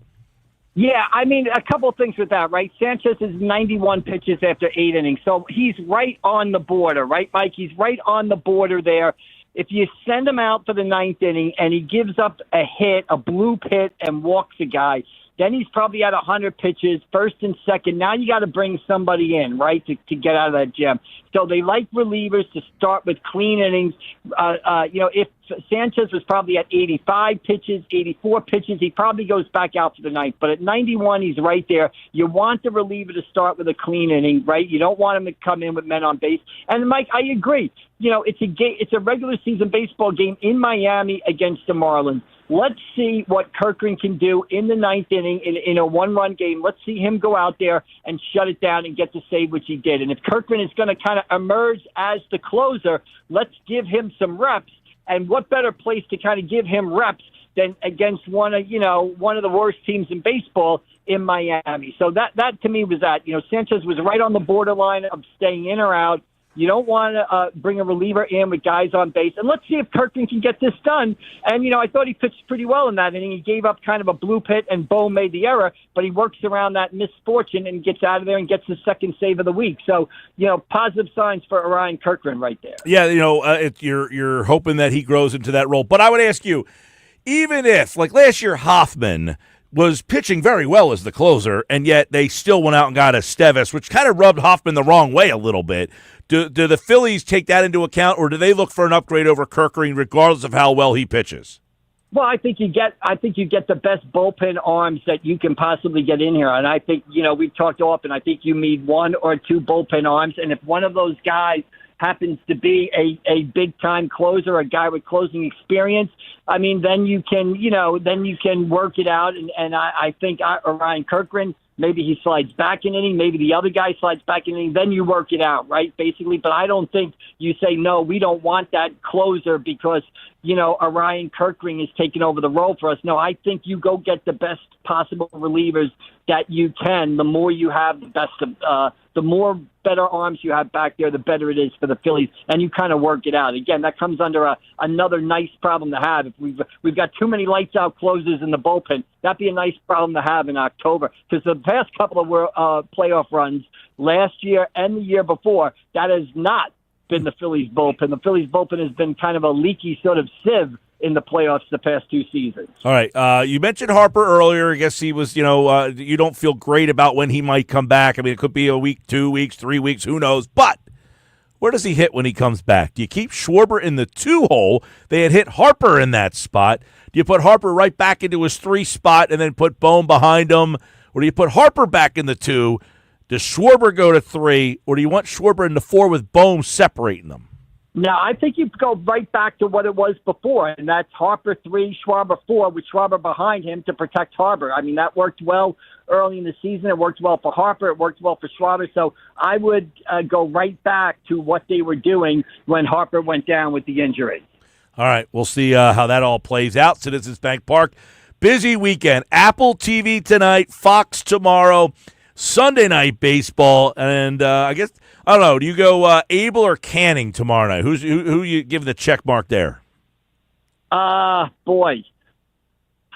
Just as overall, Abel at home pitching well. I mean, look, this series pitching-wise is kind of set up for the Phillies, especially we talk tonight's matchup. And, Abel at home tomorrow against Canning, a guy who's kind of struggled his last few times out. So, look, the Mets are kind of reeling a little bit right now. And this is an opportunity for the Phillies to sort of make a little bit of a statement against a team that they got swept earlier last season. We all know what happened in the division series. The Mets have kind of had their number the past couple of times they met. This is an opportunity when you face a reeling kind of Mets team kind of licking its wounds a little bit. This opportunity for the Phillies to kind of make a little statement here on the first big weekend of summer. So, big series. Again, I go back to the Phillies got to take 2 or 3, especially with tonight's pitching matchup. And for the Mets, just don't get swept. Get one of these 3 games.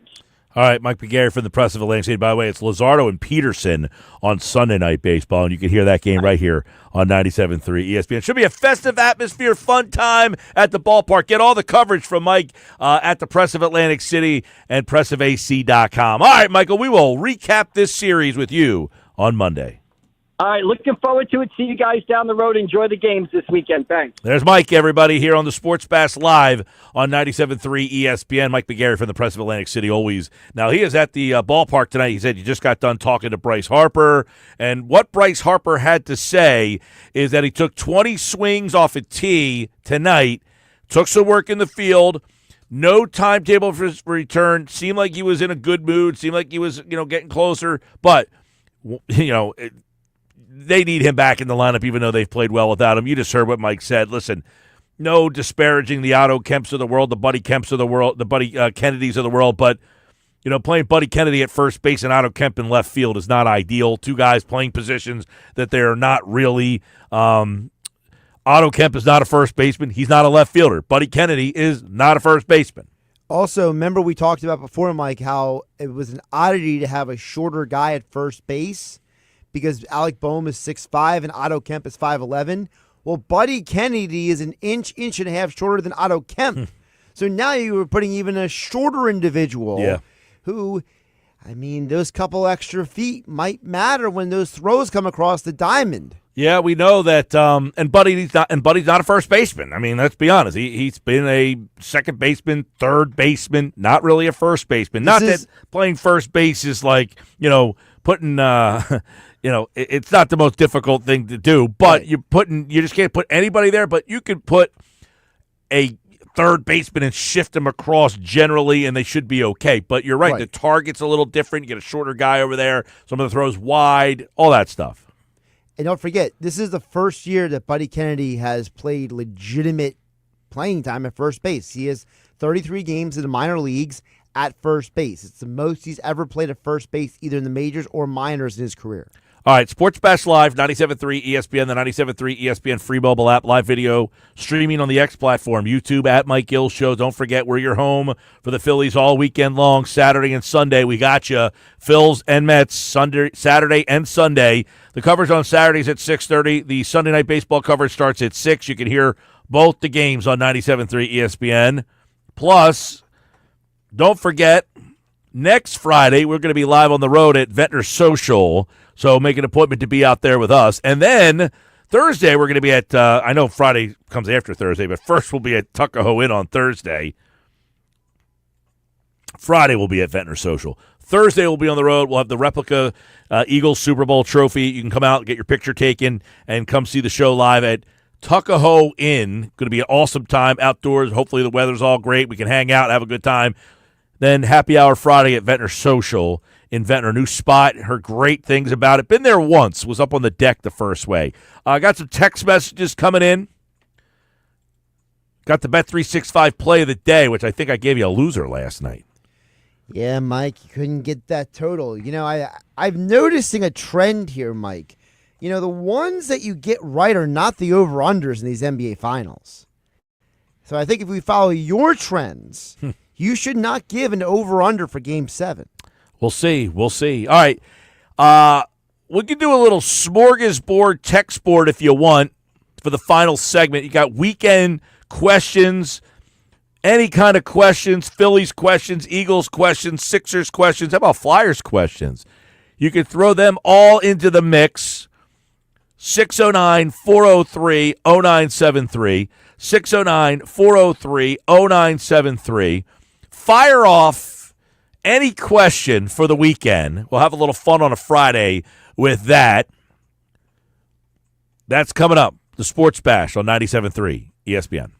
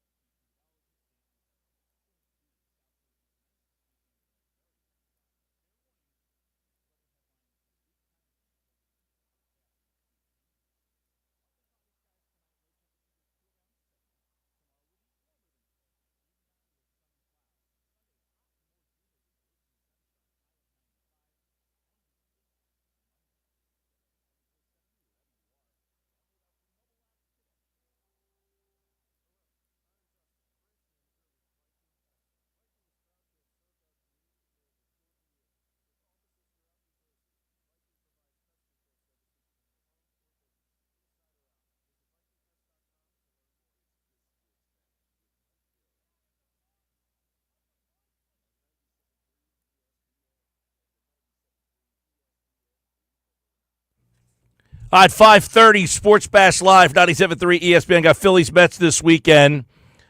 Now, if the Phillies don't win tonight, I think it's a big mind winner for the Mets. They win the mind game here. So we got open text board right now, 609-403-0973, 609-403-0973. Hey, don't forget, we got Hanging with Henning starting tomorrow, 12 to 3 on 97.3 ESPN. He'll be moving to Saturdays from 12 to 3, so we'll have the locker room from 10 to noon and then Hanging with Henning from 12 to 3 every Saturday on 97.3 ESPN. So that will be fun. You get the Mets and Phillies recap and then lead into the Phillies Game 2 tomorrow. And you got Marcus Smith, former Eagles draft pick, coming on tomorrow. Yep, got him coming on. Also got Jesse Rendell. He is the CEO of the Make the World Better Foundation. Mike, next week you'll be talking with former Eagle Connor Barwin.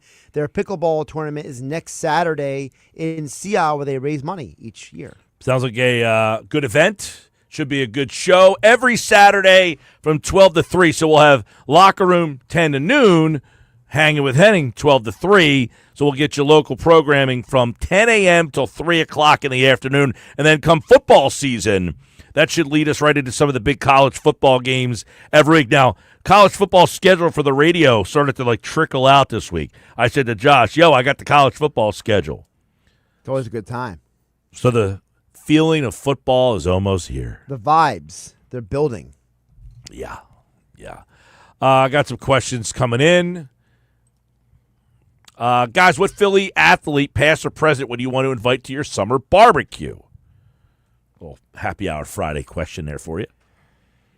Well, I think the obvious answer for a lot of people is probably John Kruk, right? A lot of people out there would love Krucker to come to their barbecue. You know, it's funny you say that because Krucker, I don't know if anybody pays attention during the broadcast a lot, but he makes a lot of West Virginia references. He does. He's a WV guy, not a WVU guy, but he's from West Virginia. Right. So Kruk would certainly be at the table. You know, like WWE does those table for threes? Yes. Like, who would be at your table for three for the summer barbecue? I think Kruk would have to be there. Kruk's got to be It's on a good your, one. Like, if you had to pick a guy from, each, team historically, Krucker's got to be the Phillies guy. I mean, the problem is some of the guys who are famous in Phillies sports, I don't know if you want, Allen Iverson at your barbecue, right? He doesn't feel like a barbecue Got a guy. new book coming out. No, he's a TGI Fridays guy. He's got a new book coming out. It's like a memoir. Sounds interesting. I think it's called Misunderstood. Sounds about right. Yeah. No, but I would say Kruk would be definitely on that list of guys that, he's just a quirky, fun guy. I actually, I met Ruben Amaro while I was down in Clearwater, and he seems like a super-duper nice guy, but here's why I think Amaro's interesting. The fact that he ran the Phillies. I mean, he was the general manager of the Phillies, during one of the biggest eras of the team. Now, he didn't end up winning because he replaced Gillick. Right. But I think that whole fact that he was the guy after all that, hearing how it all went down. So you're inviting based on the story. You're saying, I want this guy because I know I'm going to get some good stories out of it. Yeah, I mean, I would like to have, over a little meal, say, hey, when did you guys have to make, were you deciding on trading Rollins and Utley and Howard and how did that all happen? See, I thought you were going to say something else with Ruben Amaro Jr. because he is very well known for something else.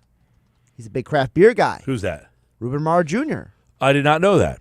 Yeah, he's been seen at some of the local craft breweries. No, I saw him down in Clearwater at one of the spots, but it wasn't a brewery. It was just a regular spot. They don't have a lot of breweries on the island. Yeah, I know he's been at some of the South Kimmie County, specifically some of the craft breweries down there. And the other guy who I would think is it now is Ross Tucker count as a Philly athlete? He didn't play here. Went to Penn. Does that count? Did he say he went to Princeton? Did he go to Princeton? I thought it was Princeton. You know what I was watching the other night? The John Gruden. Do you ever see him do the unboxings? Yes, I've seen those. They're hilarious.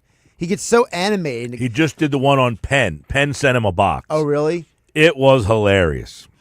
Yeah, I thought. I guess you're right. I think he did go to Princeton. I always say Ross Tucker. Yep, Princeton. Because he always does the beer. And the food. But he's big on the beer on the what beer you having on the weekend. Seems like a guy that would be just a good time to. He also reviews like every game he broadcasts from. He does like the spread that the people put out for them, for the media. Yeah, he does that. Those reviews. That's why he does do the play-by-play, the color for Eagles pregame. Preseason games. Preseason games. That count? Yeah. No? No, it's not doing it for me. All right. Now, of Eagle players, are you, Mike Gill, more of a Jason Kelsey guy, a Brandon Graham guy? Are you someone who would say, I want Nick Foles? I know Nick Earnshaw picked Nick Foles. Mm-hmm. Foles seems like a good dude. Kelsey would be, I can't say no. That would be. He's the life of the party. Yeah. Now, we got to figure out a way. I don't know if Kelsey, how often he's down in Sea Isle. But we got to get Kelsey one of the badges, the Sea Isle badges that my girlfriend makes. We got to try to find a way to get him one without disturbing the peace. Without doing anything illegal? Yeah, she makes the life-size beach badges. So we're trying to figure out a way that we could just uniquely get him one without breaking any laws. I don't want to trespass or anything. Jeff from Ocean City says Charles Barkley. Invite him to the barbecue. He'd be good. He'd be a riot. He'd be a good one. I would actually pick Barkley over Kelsey. No, you going to any of the Flyers like Carter, Richards? They used to be the life of the party. They were the life of the party for another reason. Informer. All right. If I'm going former Flyer, boy. Gotta have Coatsy. Coatsy, yeah, he's a great storyteller. Yes, he is. And he can throw it back with the best of them. It'd be a late night party. He'd be a very late night party. Ain't no party like a late night party because the late night party don't stop. That's parental guidance suggested. I've driven up to a Flyers game with Coatsy before. Not recommend it. I've been in studio with Coatsy, him telling stories, because he came in studio a couple times with you, Mike, and just listening to his stories, I'm just thinking, my gosh, I can only imagine this guy. We were driving home from the Flyers game one time, and I thought we were going to be stopped on the exit ramp entering to get onto the Walt Whitman Bridge. Right when you cross over to get on that, I literally thought he was going to get out of the car, and the guy that he got into it with, I thought he was going to get out of the car. Yeah. Wow. He gave him the stink eye. Yeah, Coatsy would be fun, but that's a impromptu question that you're kind of thinking of on the fly. But Krucker's high on that list. I would like to hear some West Virginia stuff. I think if I went with a Flyer, I'd probably go with Brian Boucher just because I know he's not the most famous Flyer in the world, but he tells some really good stories. You could tell during the broadcast, he's a good storyteller. Guys, if you could do a walk-up at bat at Citizens Bank Park to any song, what's your walk-up song? Are you going CM Punk? Personality? I don't know. Or would you go Stone Temple Pilots or something like that? Nah, this STP's lower on my list. What about Smashing Pumpkins? Pumpkins. I was a bigger Pumpkins was probably my favorite of that 90s alt rock. I have seen STP a couple times, but they're probably in the mid tier for me. So would you go a Smashing Pumpkins song? Then? Possible. Could do a little Zero. Might be a good one. Now I know what you would pick for me. Really? Yeah. Creed? No. No. For those who don't know, so Mike likes to bust my chops sometimes because the way I tend to walk into rooms. Oh yeah. So I think you would probably tell people to play Glass Shatters when I come off the bat. Yeah, the Stone Cold. Stone Cold. Yeah. Yeah. Come in, Glass Shatters. Here he comes. Yeah, that wouldn't be bad. That would probably make it's your personality there. Walking in. Well, he comes. I'm usually here first. Right. So I'm here first. Then Josh comes in, and the way the door is set up, he kind of turn in, and then it's this entrance, and he's got the sunglasses on. You walk into the building, generally you take your sunglasses off. Josh keeps them on, So he walks into the room. He's got sunglasses on still. So I always say, you look like a badass walking in the room like that. All right, what else we got here? Who's the most underrated Philly athlete of all time? Jeez. That's a loaded question. Going deep. T.J. McConnell. He had a big game last night. He had a great series. Underrated. I mean, you're trying to think of somebody. Well, you're trying to think of somebody that played on a championship team that was kind of like the secondary piece. You can make a strong argument here that Cole Hamels might be the most underrated of all time. I was going with a pitcher, but I was thinking more Ryan Madsen. There's no bridge to Lidge without Ryan Madsen. That's true, but Hamels won the MVP of the NLCS and the World Series. And I mean, honestly, Hamels was... Good career. Yeah, but he wasn't like a Cy Young level pitcher. No, but he fits the underrated. That's right. Hence, I brought him up. I got a Flyers guy. Yeah. Eric Desjardins. He was never the star of those Flyers teams, but he was always the most important guy on those Flyers teams. Yeah. Good one.